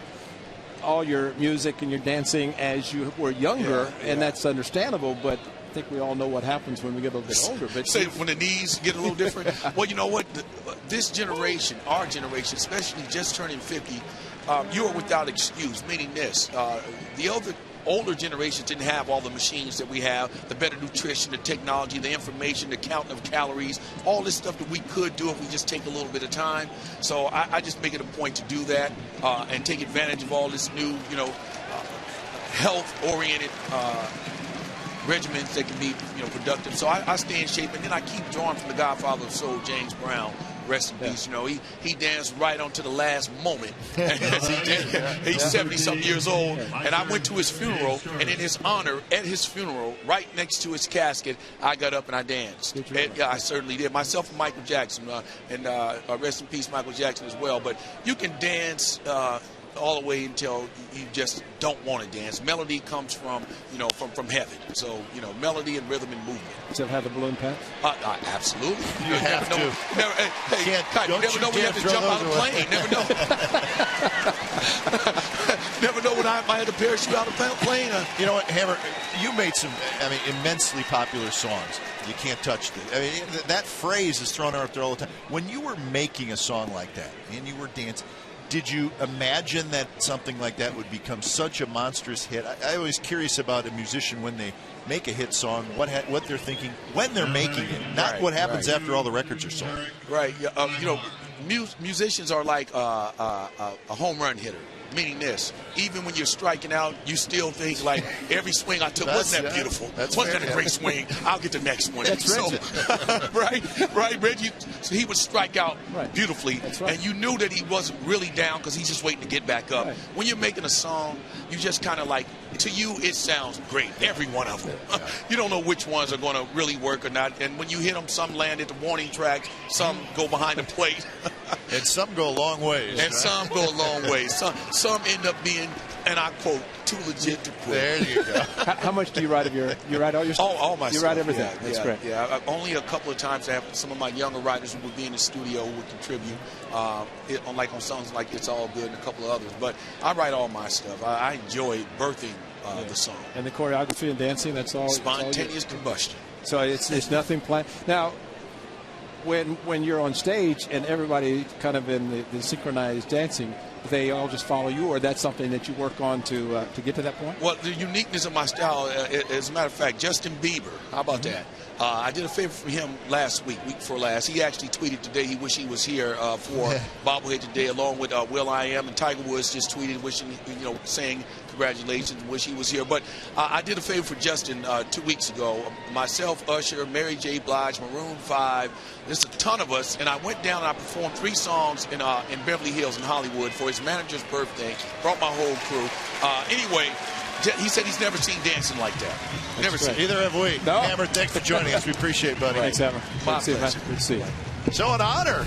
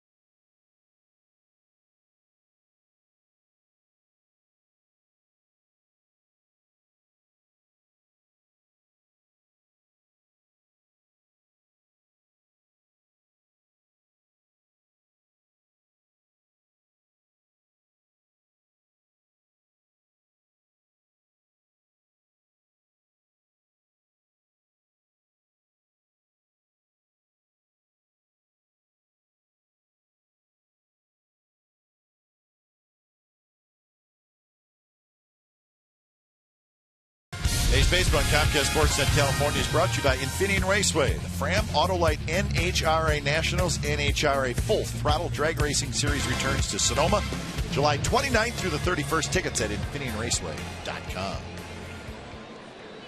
Bottom of the 5th inning from the O.co Coliseum. Pennington, Weeks, and Crisp against Bobby Cazavat, who took over in the 4th inning. That was fun. Absolutely. I've never met the Hammer, but that's an honor. What's amazing is that he's going to be 50 next year and still doing the routines that he has been doing for a lot of years. And we've seen him do those for many, many years. But that's remarkable because I find it sometimes hard to walk upstairs, and he's not doing those things. But that is remarkable. Quite a man. He's gone through a lot and very successful. Yeah. He's throwing some names out. Yeah, big time names. Iaspo makes the catch. Pennington's retired.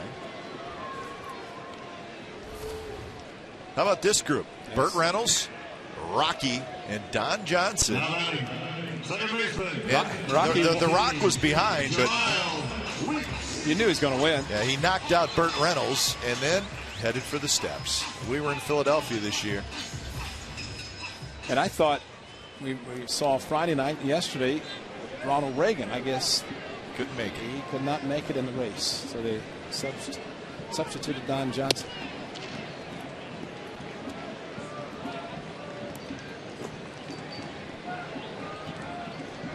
Jemiah Weeks has had a terrific day. 2 for 2, couple of singles, a walk, 2 runs scored, RBI. Think about it, MC Hammer in the booth. I've never seen an inning and a half go as quickly as he did. I wish It would have been longer because he would have been able to keep telling stories. And that would have been fun. So his two brothers, his two older brothers, were already Bat boys. Bat boys. He was, so they probably spent a lot of time at the Coliseum growing up. Well, I thought it was interesting, and talking about being honest by saying, yes, you give me the tickets, I'm going to sell them. You give me the bats, I'm going to sell them. So it wasn't give them to me for my collection. No. It's I'm going to sell them. So he was upfront, honest. But as talking about the F parking lot where the players park, that's now guarded off. So at that time, the players parked in the F lot, and people would come and go, and it worked out great for MC Hammer to be able to be there and be spotted by Charlie Finley and the players, and the rest is history.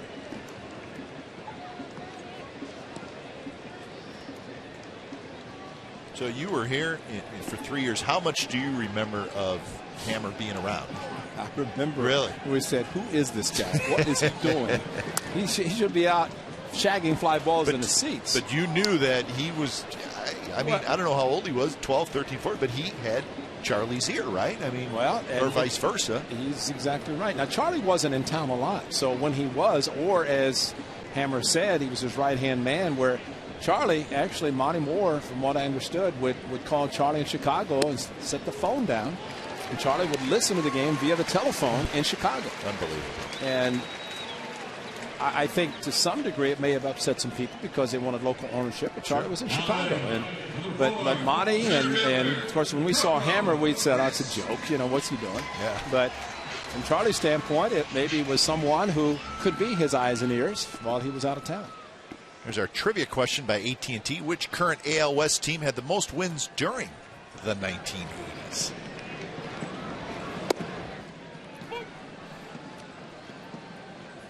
Well, I just think it's a great and an interesting kind of side story to a team that won a lot. Hazava has it, throws to second for one, quickly to first is Ibar, and Coco Crisp hits into the 1-6-3 double play. Coco comes up limping just a little bit. That ends the bottom of the fifth.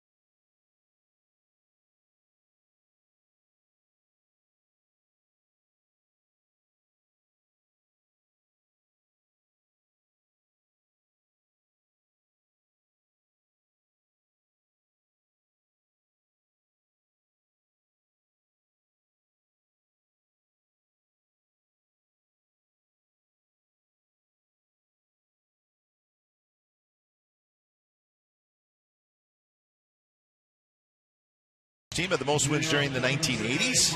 It was the Athletics. The Angels were second with 783.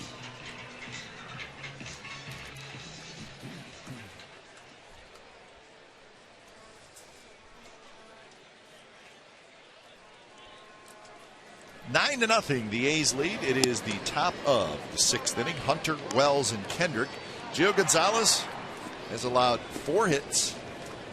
He's walked 1 and struck out 7 through the first 5 innings.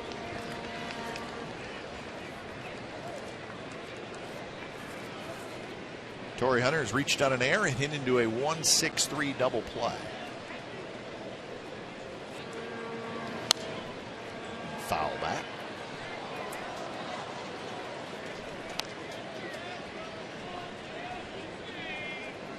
76 pitches for Gio Gonzalez.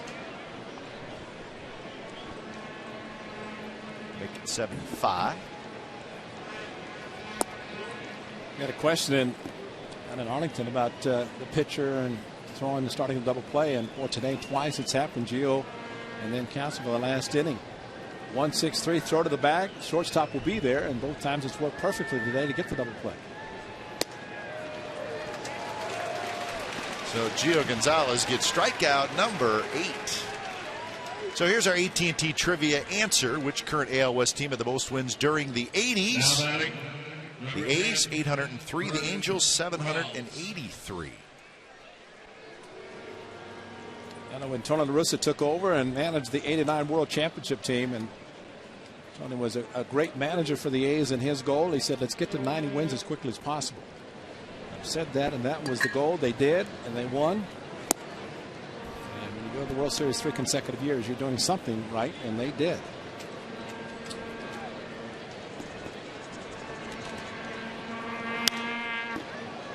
Vernon Wells skies one. Connor Jackson drifting to his right and reaches out right at the last minute to make the catch. So 2 outs here in the 6th inning. That's a good shirt. That is a great shirt. You can't touch this. That's 4 World Championship trophies. Since 1968, starting in 72, 3 and 4, 1989. 3 consecutive. Something's not been done that often. First pitch to Kendrick is a strike.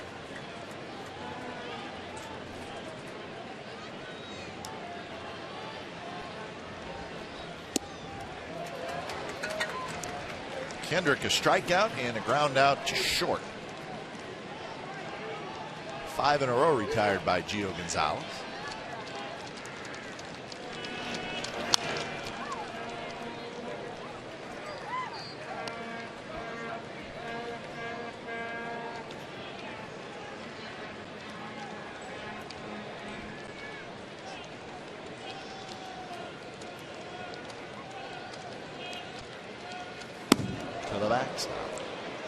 He just wanted to wake up the folks in Diamond Level. I think it worked.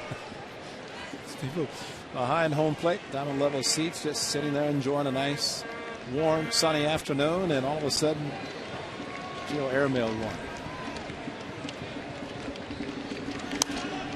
Another foul ball. This one into the seats above the Angels dugout.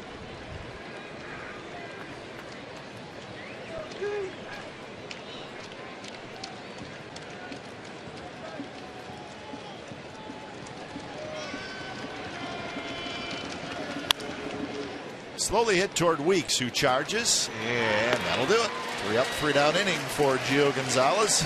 Bottom of the 6th coming up. It's 9-0 Athletic.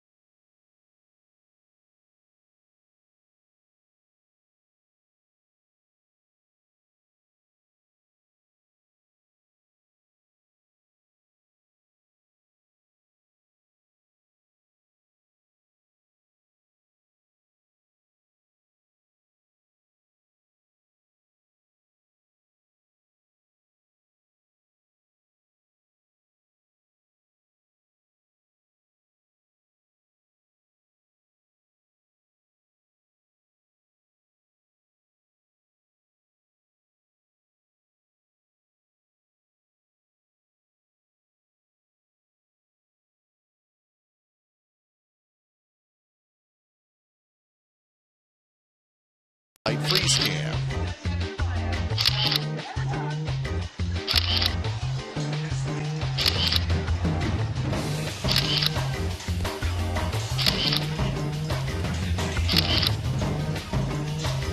Coors Light Freeze Cam is brought to you by Frost Brewed Coors Light, the world's most refreshing beer. Left fielder, number 16. Beautiful day at the ballpark, and the A's have a 9-0 lead over the Angels, bottom of the 6th inning.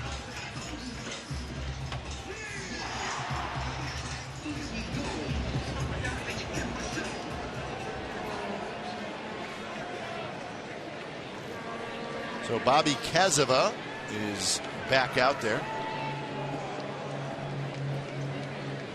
The first pitch, Kazava to Willingham here in the bottom of the 6th is inside. Willingham, Matsui, and Sizemore. Amarista comes in the game at shortstop. Brandon comes in at first.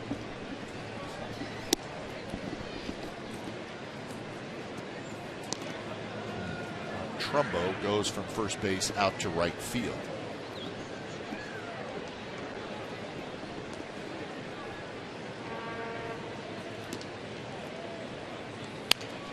Pitch is rolled toward third.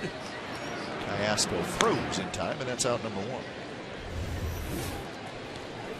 1. Here's our Farmers Insurance report card. Major League Baseball leaders in the 80s, pitching wise. Jack Morris, the most wins. How about that? Jeff Reardon, the most saves. So there's Dwight Gooden. Is it 84? He was a rookie, I think. 83, 84.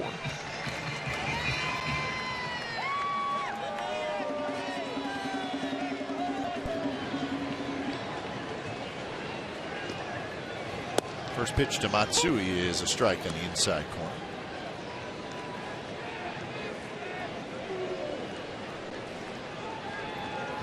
Three RBIs for Matsui, giving him 38 on the year.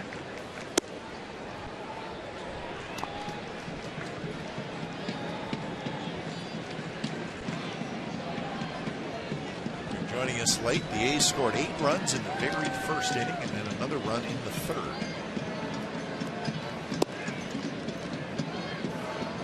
By the time you start looking at statistics and how many walks the A's received, not a lot lately. Today, 4 in the first inning and all 4 scored. And that's what you like to see. You get free passes, you want them to come around and touch home plate.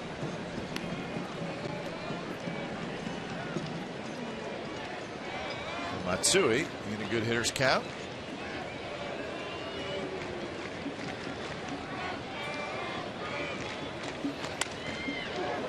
Into the A's dugout.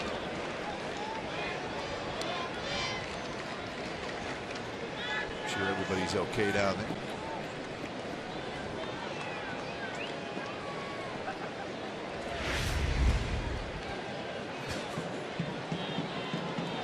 He's apologizing. That's how nice a guy he is in his dugout. He's, I'm sorry, guys.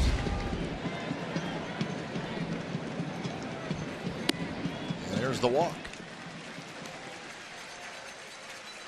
In 1983, the A's got a no-hitter from Mike Warren late in the season. Carlton Fisk, number 72 for the White Sox. And Ricky with the snatch catch for the no-hitter. There it is.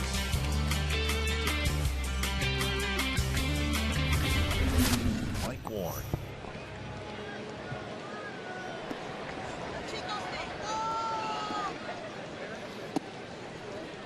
Sizemore steps in.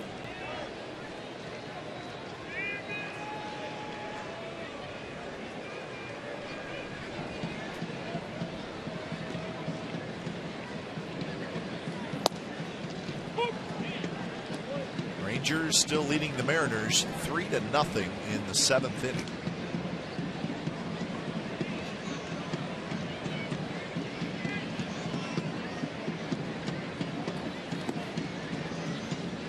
The Rangers pitching staff has been unbelievable in that series. They've allowed just 1 run in that entire series, and that is the 4th game of that series.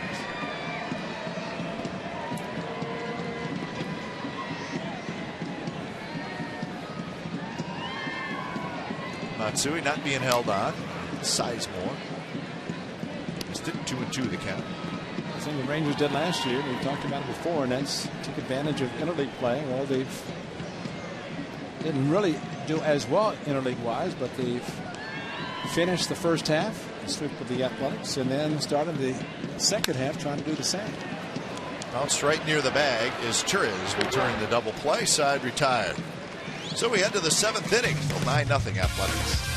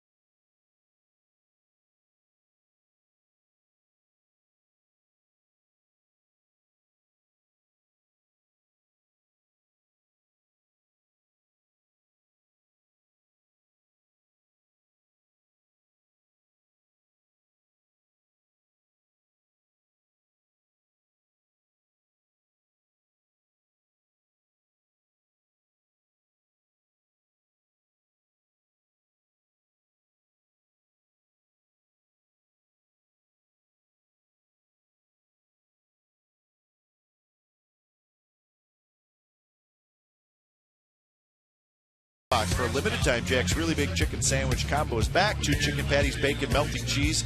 It's served with a 20-ounce drink and small, seasoned curly fries for only $3.99 plus tax, and it's at participating restaurants. Fans are having a good time today. How could you not? Beautiful day. Celebrating the 80s, and the A's have a 9-0 lead. I can't think of any reason why you wouldn't be having a good time. Is that because the 8 runs the first inning? It helps. Sizemore playing in. He's there. He's got it. So that is out number 1. Time now for a Ford Right Choice. We asked some of the A's players what their favorite movie was from the 1980s. Now batting. Favorite 80s movie, huh? Maybe Stand By Me? Platoon, yeah. That's one of my favorites. The Last Dragon? Wow. You know, I don't know if La Bamba was in the 80s. Was it 89? Only spent 2 years in the 80s, so... Beverly Hills Cop in the 80s? Footloose? No. Was Field of Dreams? No, Field of Dreams. Was it made in the 80s? I'll take Field of Dreams. Well, you're talking to 22, 23-year-olds. Come on. That was the best answer. Well, I only spent 2 years in the 80s. Says it all. Oh, man. What can you do, huh? Read up on some of the movies in the 80s before you answer the question, I guess. Brett Anderson, born in 1988. Ronald Reagan threw out the first pitch here at the Coliseum as governor of the state of California in 1968.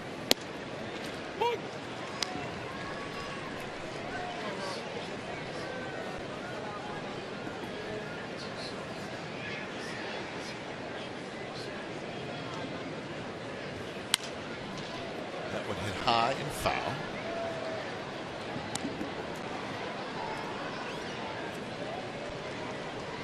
So 3-2 the count to Trumbo.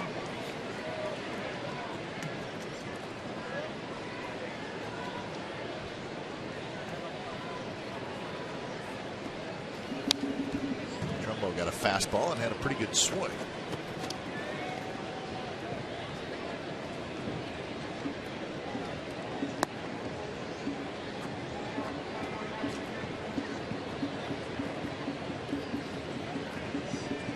Going to get a fastball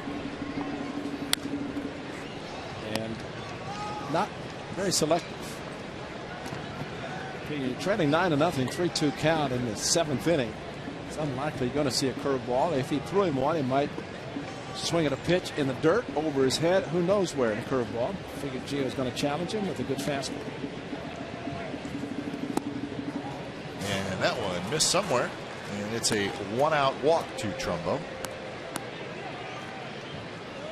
Second walk for Gio Gonzalez to go along with his 8 strikeouts. Now batting, number 46, Bobby Wilson.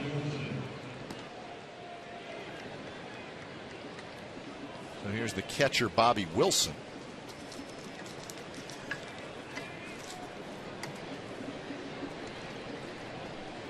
Wilson doubled in the 5th. Struck out in the 2nd. It's the Angels here at the Coliseum at 14-0 game. Gio went 7 innings.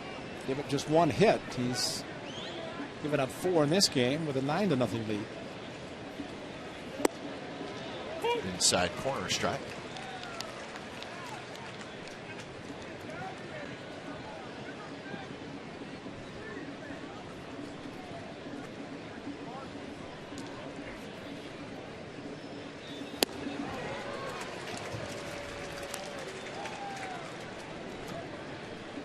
This will be pitch number 100 for Gio Gonzalez.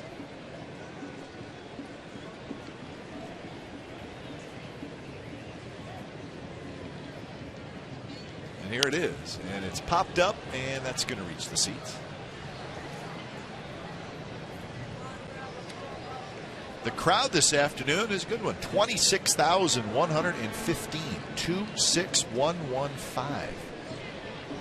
So a nice crowd for the doubleheader yesterday and MC Hammer bobblehead day today. A's get over 26,000. So that's good to see.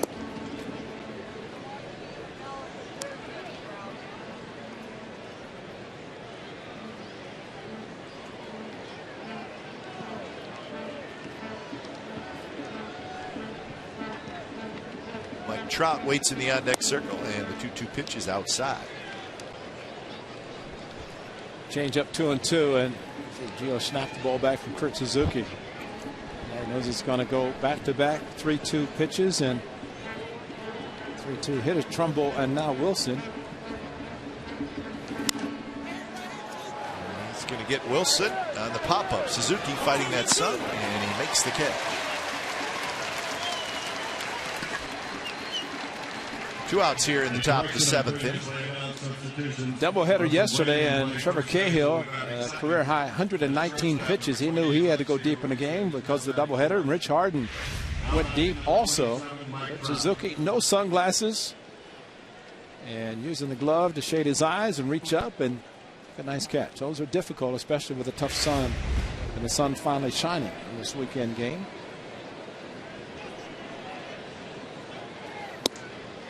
Trout takes a strike.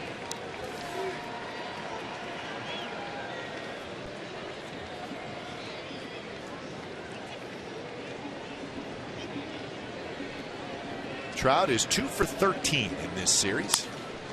Hits that one hard, but to Pennington, who flips to Weeks, side retired. So Gio Gonzalez, 7 shutout innings, 7th inning stretch time, 9-0 A's.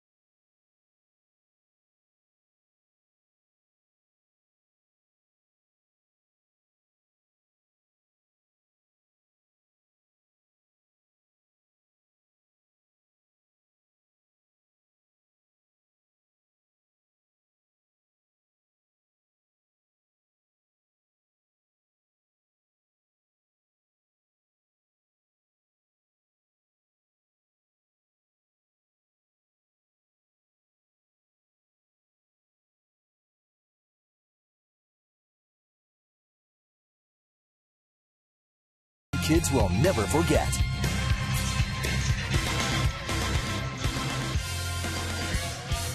Nine to nothing. The A's leading the Angels. A win, and they will take the series 3-1. Celebrating 80s Day here at the Coliseum. When it's time for change, think Speedy Oil Change and Tune-Up. Your oil change, tune-up, and smog experts. Michael Kahn comes in. Kahn pitched in game 1 of this series on Friday. So Bobby Kazava goes 3 innings out of the bullpen after Trevor Bell went 2 2/3 innings. All in relief of the starter Pinheiro, who went just 1.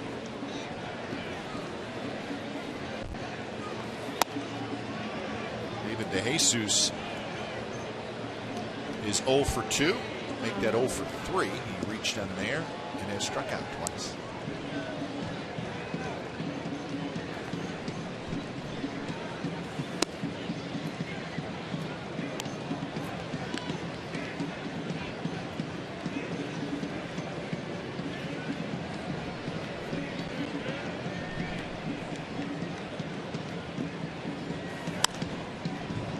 Jesus. It's a high pop-up foul.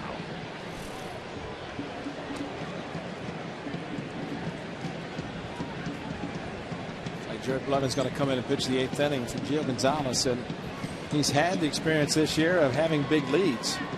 Most of the pitchers, and most of the times this year, the pitchers have been taking them out, hoping they did not make a mistake because of not scoring a lot of runs. But today, the offense gave Gio 8 in the 1st inning. I think sometimes that's the toughest way to pitch, knowing you have a big lead. Last thing you want to do is blow it. He has not done it in 7 innings, and looks like he's going to take the clubhouse with the bullpen, getting the last 6 outs.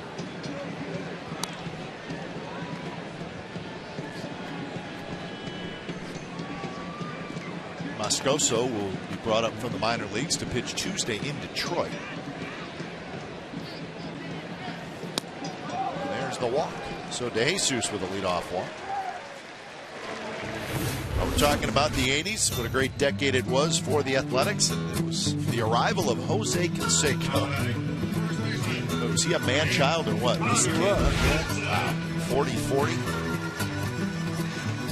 What was he, Ray? Probably 6'3", 6'4", 234, 40 pounds, and he can run. He got up as high as 250, 260, 6'4", 6'5". Big Mac, of course. Dave Parker, the team, another huge player. And one of the best guys in the clubhouse was Coach Rene Latchman, who kept everybody loose. And he got on, I don't care how big you were, Latch could get on you with the best of them. He wasn't scared of you either. No, he wasn't. And that low, loud voice and the antagonizer. But he kept everybody loose, and it was some great seasons. I mean, it's just to the point of saying every time they would take the field, there's a pretty good chance they were going to win. And they did in the late 80s very consistently.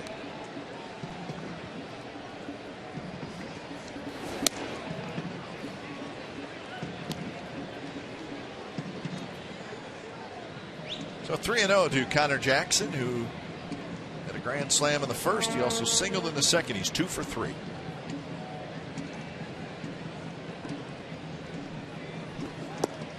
And there's the walk. That is 9 walks by Angels pitchers today.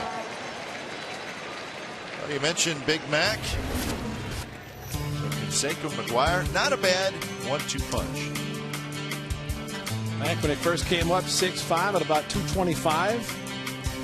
Very skinny then. Of course, the Bash brothers, a forearm bash, and that was the home run. Game 3 of the World Series off Jay Howell, and the only game the A's would win. Back-to-back-to-back rookies of the years. Little Walt Weiss right in the middle of the two. 86, 87, 88. So the foundation was laid for the great teams. That's right. Now batting, catcher, number 8, Kurt Suzuki. All right, Suzuki fans in the house, and Kurt steps in. 2 on and nobody out.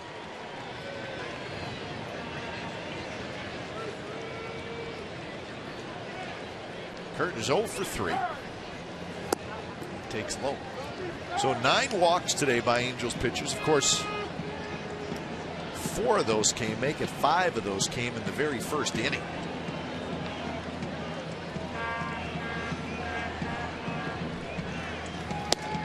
Fastball first strike.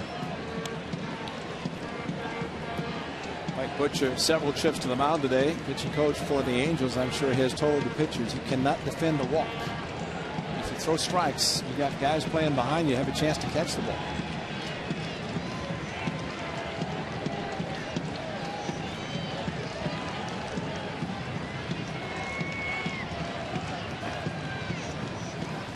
Breaking ball is a bit outside.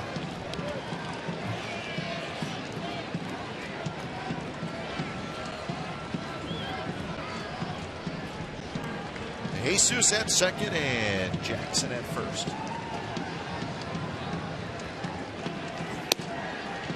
Outside corner with a fastball.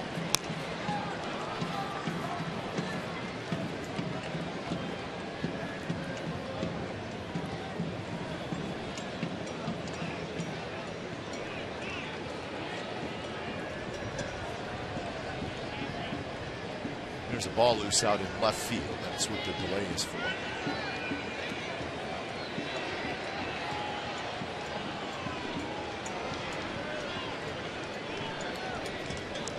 Another impressive start at home for Gio Gonzalez. 8 strikeouts, 6 of those in the first 2 innings.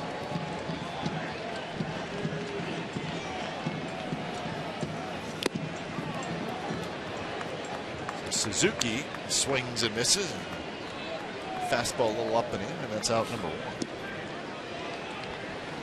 Okay, talking about the 80s, I have to be very happy for the 80s. Started my career broadcasting with the great Bill King and Lon Simmons in 1986.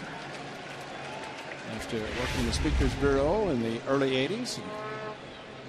A lot of fun, some great years, great seasons, and especially working with Bill and Lon on radio. 2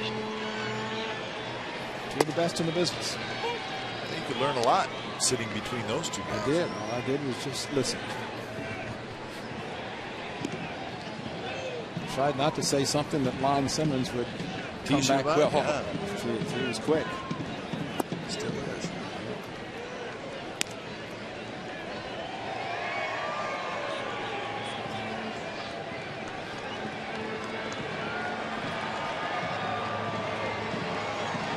One and 1 to Pennington, who is 1 for 3.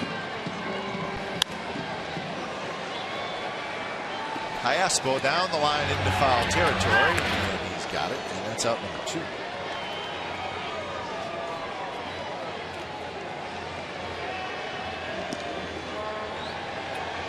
Khan, after walking the first 2, gets Suzuki and Pennington, and now he'll try to get Weeks. Number 19, Jemile Weeks. A very, very impressive series for Jemile Weeks. Angels seeing him for the first time. Today he's 2 for 2 with a couple of walks, so he's been on base all 4 times. And in this series, he is 9 for 15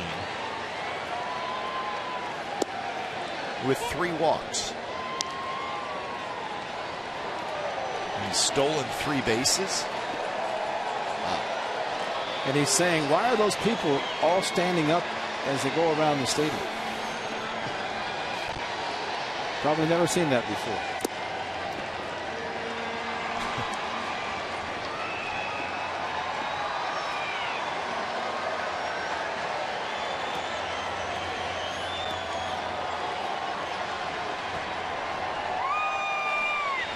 Mariners got a run in the bottom of the 8th. It's 3-1.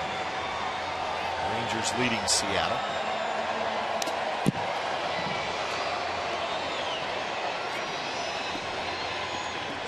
Jemile Weeks' batting average, thanks to his 2 for 2 day today, is now .321.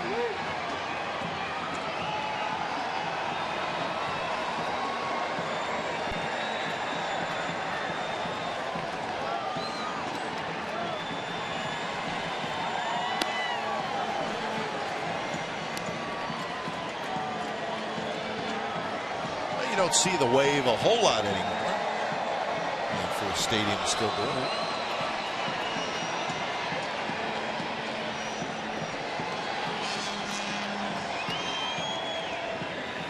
2-2 pitch is foul back by Weeks.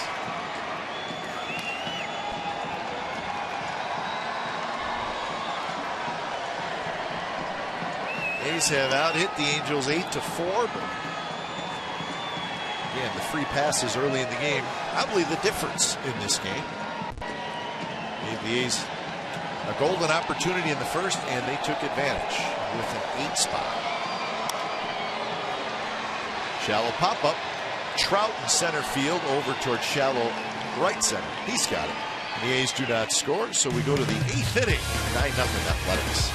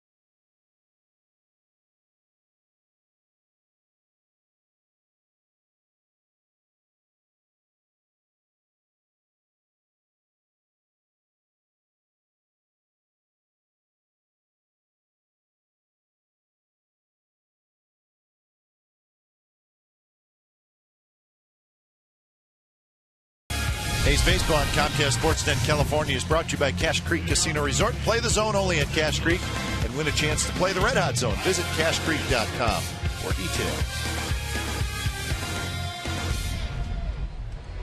9-0, the A's lead. It is the top of the 8th inning. And A's go to the bullpen for the first time today when it's time for a change. Think Speedy Oil Change and Tune-Up. Your oil change, tune-up, and smog expert, says the lefty, Jerry Blevins, comes in. 7 shutout innings for Gio Gonzalez. Sweeney takes over in left field for Willingham.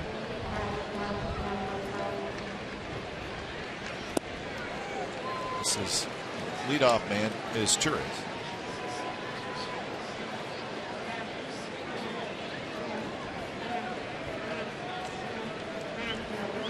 Single will pop out and a fly out for Mycerius Turris. Branyan on deck, and then Torrey Hunter. Bob Melvin staying with the lefty out of the bullpen. The A's, of course, 9 relievers as a result of the doubleheader yesterday. Blevins joining the club for the second game. And coming just in time to wear these wonderful uniforms today from the 80s and show off the high stirrup size. Well, 1989 is when the A's won it all. This is the division clincher. Gene Nelson gets the final out, so the A's win the division. And that was just a start of things to come. The team that would not be denied. Here's Branyan, first time. Fastball first time. That's the first time Bay Bridge series, a real Bay Bridge series, the World Series with the Giants and the A's in '89. First 2 games here in Oakland, and an unfortunate earthquake before play resumed for the games 3 and 4 in San Francisco. 1-1 to Branyan.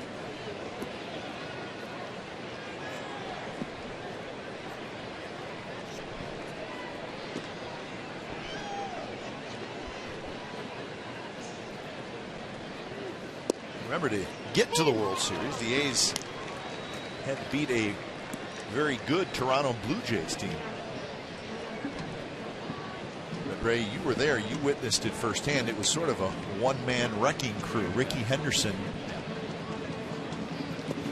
he did just about anything he wanted to in that series. He was just running around.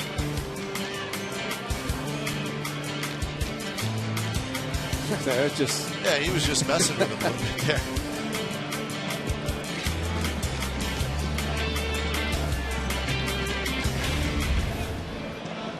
It was 89 lead in the Blue Jays because the Blue Jays would come back on their way to winning back-to-back World Championships, 92-93, defeat the Athletics to go to one of those World Series championships. In 92, that I'm thinking about it, the Alomar home run when he's trying to hit a sac fly. Roberto Alomar, who will 1 week from today join Burt Blyleven and going to Cooperstown 1 week from today. Pat Gillick also. And then the World Series, which was a 4-game sweep. Final 2 games in San Francisco. The A's, every time they just pounded the baseball, the 2 games at Candlestick. Just kept sending the big hitters up there, and they just kept unloading. Brett Butler, ground ball to Tony Phillips, feeding to Dennis Eckersley, who was on the mound to close it out.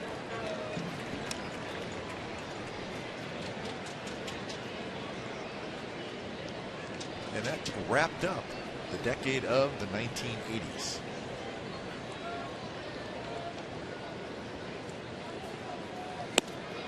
So it's interesting. You really saw kind of a short-term revival in the early 80s, and then kind of a 3-4 years of rebuilding where the minor league system really took over, and then just the terrific teams from the late 80s. Ground ball. Pennington right near the bag, steps on second, and that's a double play. So Blevins gets Torrey Hunter on the double play, and that will do it.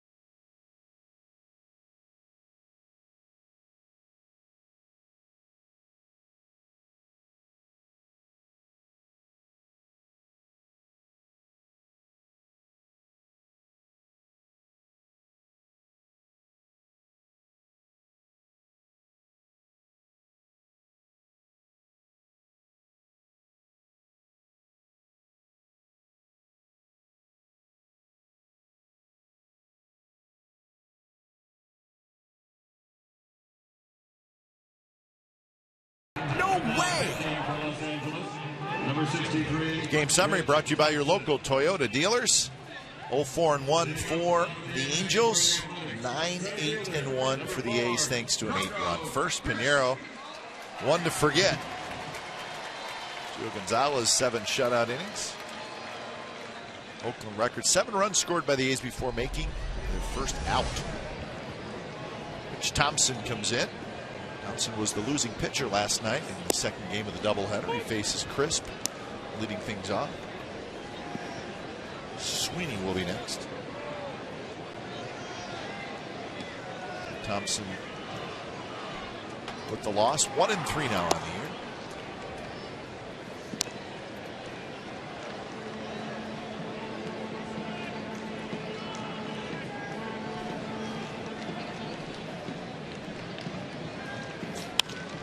Coco goes after a high fastball, hits a fly ball to right field. Trumbo now out there, makes the catch. So 1 out here in the bottom of the 8th. Now batting, left fielder. So the A's will travel tomorrow to Detroit. Tigers won today. They salvaged the final game of that series against the White Sox. They won 4-3. They were down 3-0 early in that game. And Detroit winning, Cleveland losing. So the Tigers and the Indians tied for first place. Last trip the A's made was to Arlington, Texas, where the lowest temperature in the 4 days about 97. Going back to Detroit and New York, where the lowest temperature during the day will be about 95 with humidity and very warm at night. So no problem getting loose in the 5-game series or 5-game road trip coming up. The Twins won again, so the Twins pick up a game. They're only 5 out. The White Sox lost, so they remain 4 out.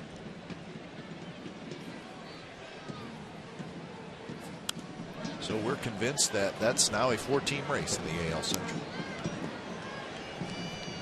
And why you believe that it's a 162-game schedule, and don't panic when you're down so far in the beginning of the season. Minnesota Twins were completely out of it, according to all the baseball experts. And they are definitely not out of it, with Ron Gardenhire at the helm and the Twins making a comeback. Sweeney called out on strikes. And speaking of the Minnesota Twins, we congratulate, of course, Bert Blyleven, who will be going into Cooperstown a week from today, but also yesterday retired number 28 at Target Field. And to go along with some of the greats that have played, including Rod Carew, Harmon Killebrew, numbers retired, Tony Olivo, Kent Herbeck, and Bert Blyleven, number 28, joins those numbers. Target Field and the Twin Cities of Minneapolis, St. Paul. Very deserving. Well, Bert was there in '87 when they won the World Series. Bert also won a World Series with the Pirates. He's got a couple rings. And I'm sure at this time, of course, Bert, I don't think was ever nervous about anything. He might be a little concerned about standing up and being introduced to Cooperstown with all the Hall of Famers behind him.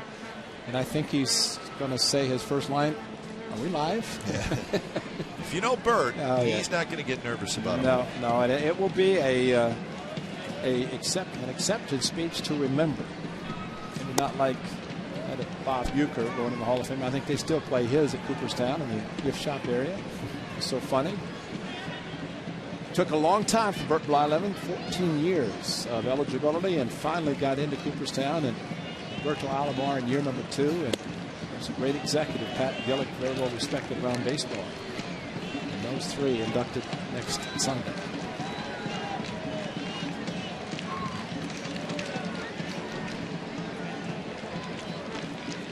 Three and 1 to Matsui. High fly ball.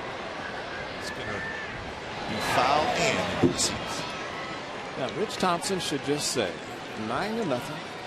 Hideki Matsui sitting on 499 home runs. Here comes a fastball. Yeah. I think he was thinking about the 3 and 1, trying to do exactly that. I don't know if that's $5 or $500. It's a smiling Godzilla. It's like the price of gas. Close, yeah, exactly. See what he gets here with the full count. 3 RBIs for Hideki Matsui today. Swing and a miss. He got a fastball and he missed it. So a couple of strikeouts for Rich Thompson, and we're headed to the 9th. It's 9-0 A's. To celebrate their loyal fans, Ashby Lumber and Humboldt Redwood want to treat you to a ball game. They're giving away A's MVP tickets and batting practice.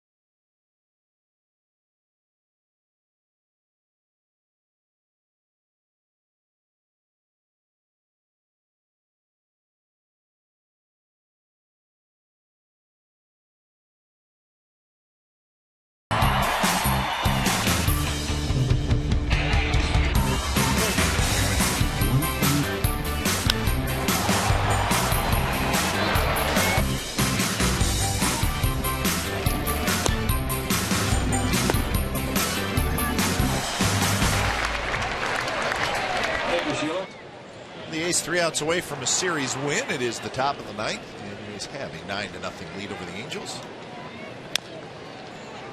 This is Alexi Amarista, his first at bat.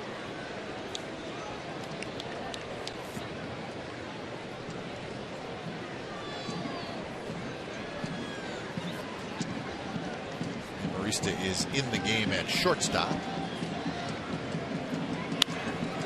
Reaches for that one, rolls it toward Weeks, backhand quickly to first, and just saw Jackson's foot come off the bag.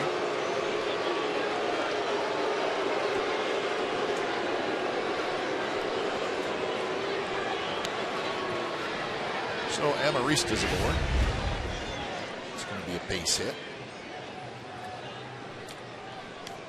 Now batting, number 47. I take that back. I looked up at the scoreboard and it said single.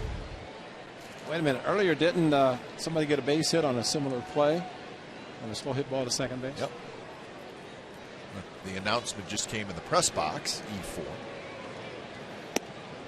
E4. So first pitch to Kendrick is a strike. So as the A's go to Detroit, these Angels will head home for a big series against the Texas Rangers. Tuesday, Wednesday, and Thursday in Anaheim.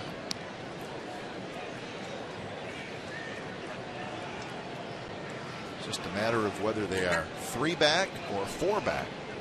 Rangers still leading 3-1 in the 9th inning.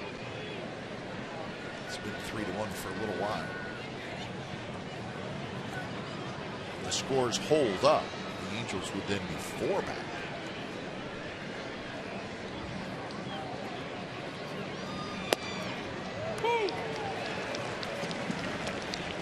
One and 2 to Kendrick, who's 0 for 3.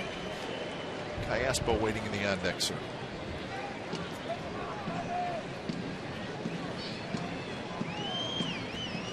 Game bottom of the 9th at Safeco Field in Seattle. Kendrick swings and misses. Suzuki blocked it, and Kendrick is retired. Time now for the Fremont Bank play of the game in the first inning. One thing the Angels did not want to see, they saw a grand slam first for Connor Jackson in his career, first for the Athletics this season. And Connor Jackson cleared the bases, 8-run first inning. That made it 7-0, and in the Oakland A's history book, scoring 7 without recording an out in the first inning. Or in general, just scoring 7 without recording an out. Regardless of the inning, I guess, just how it happened to be the first. This is good.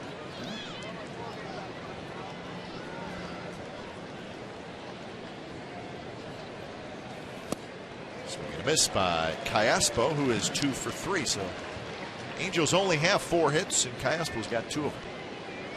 Both those coming off Gio Gonzalez, who is in line for his 9th win of the year.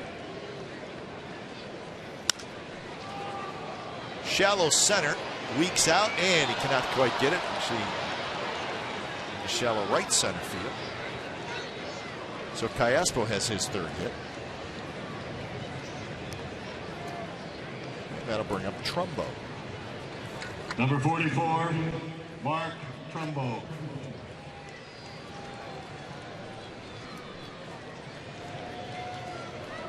Trumbo's 0 for 2 with a walk. 2 for 13 in this series. One of those 2 hits was a home run.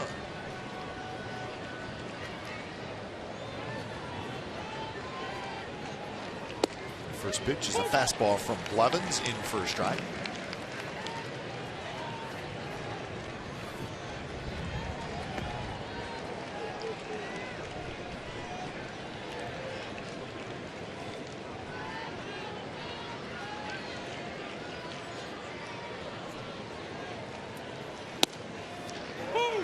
Time the fastball to the outside corner, and another good pitch.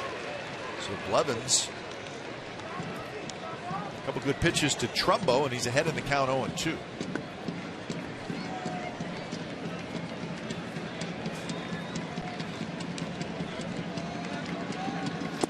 Got him swinging, nasty breaking ball from Blevins. So Trumbo strikes out for the 2nd time today. 2 outs here in the 9th. And the curveball that Gio Gonzalez used quite a bit this afternoon to help him record 8 strikeouts. And Jerry Blevins comes in with another outstanding curve himself.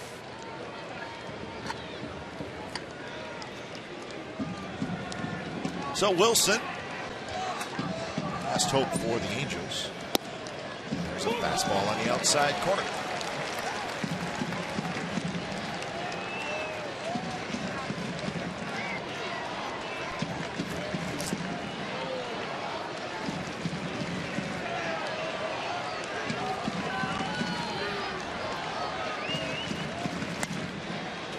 Ball. So now it's a 1-2 count. Again, make sure you join us Tuesday as our coverage starts at 4 o'clock Pacific time from Detroit. The A's and the Tigers, the first of the 2-game series. So again, join us for that. Center field, Chris coming in. It's going to drop for a hit. Amarista's going to score, and the shutout is gone as the Angels get on the board here in the 9th with 2 outs. So Wilson drops one into center field. And not much Coco Crisp could do, especially the way the ball was hit. Got on the front foot, fooled a little bit, and that's how close it was to being the last out and a shutout for the A's. Unearned run because the inning started with an error, which should have been a hit probably, but was given an error on the play. A's post-game live coming up right after the ball game. We'll chat with Connor Jackson, who had a grand slam way back in the first inning.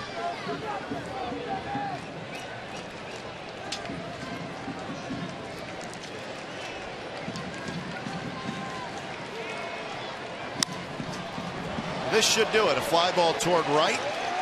DeJesus, and he's got it, and that's the ball game. So the A's open up the second half by taking 3 out of 4 from the Angels. So a good start to this second half. Connor Jackson, the grand slam. The A's score 8 in the very first inning and then cruise from there to a 9-1 victory. So big road trip coming up. Tigers and the Yankees on tap for the Athletics. A's win it 9-1 over the Angels. Don't go away. A's post game live with Chris Townsend and Shooty Babbitt is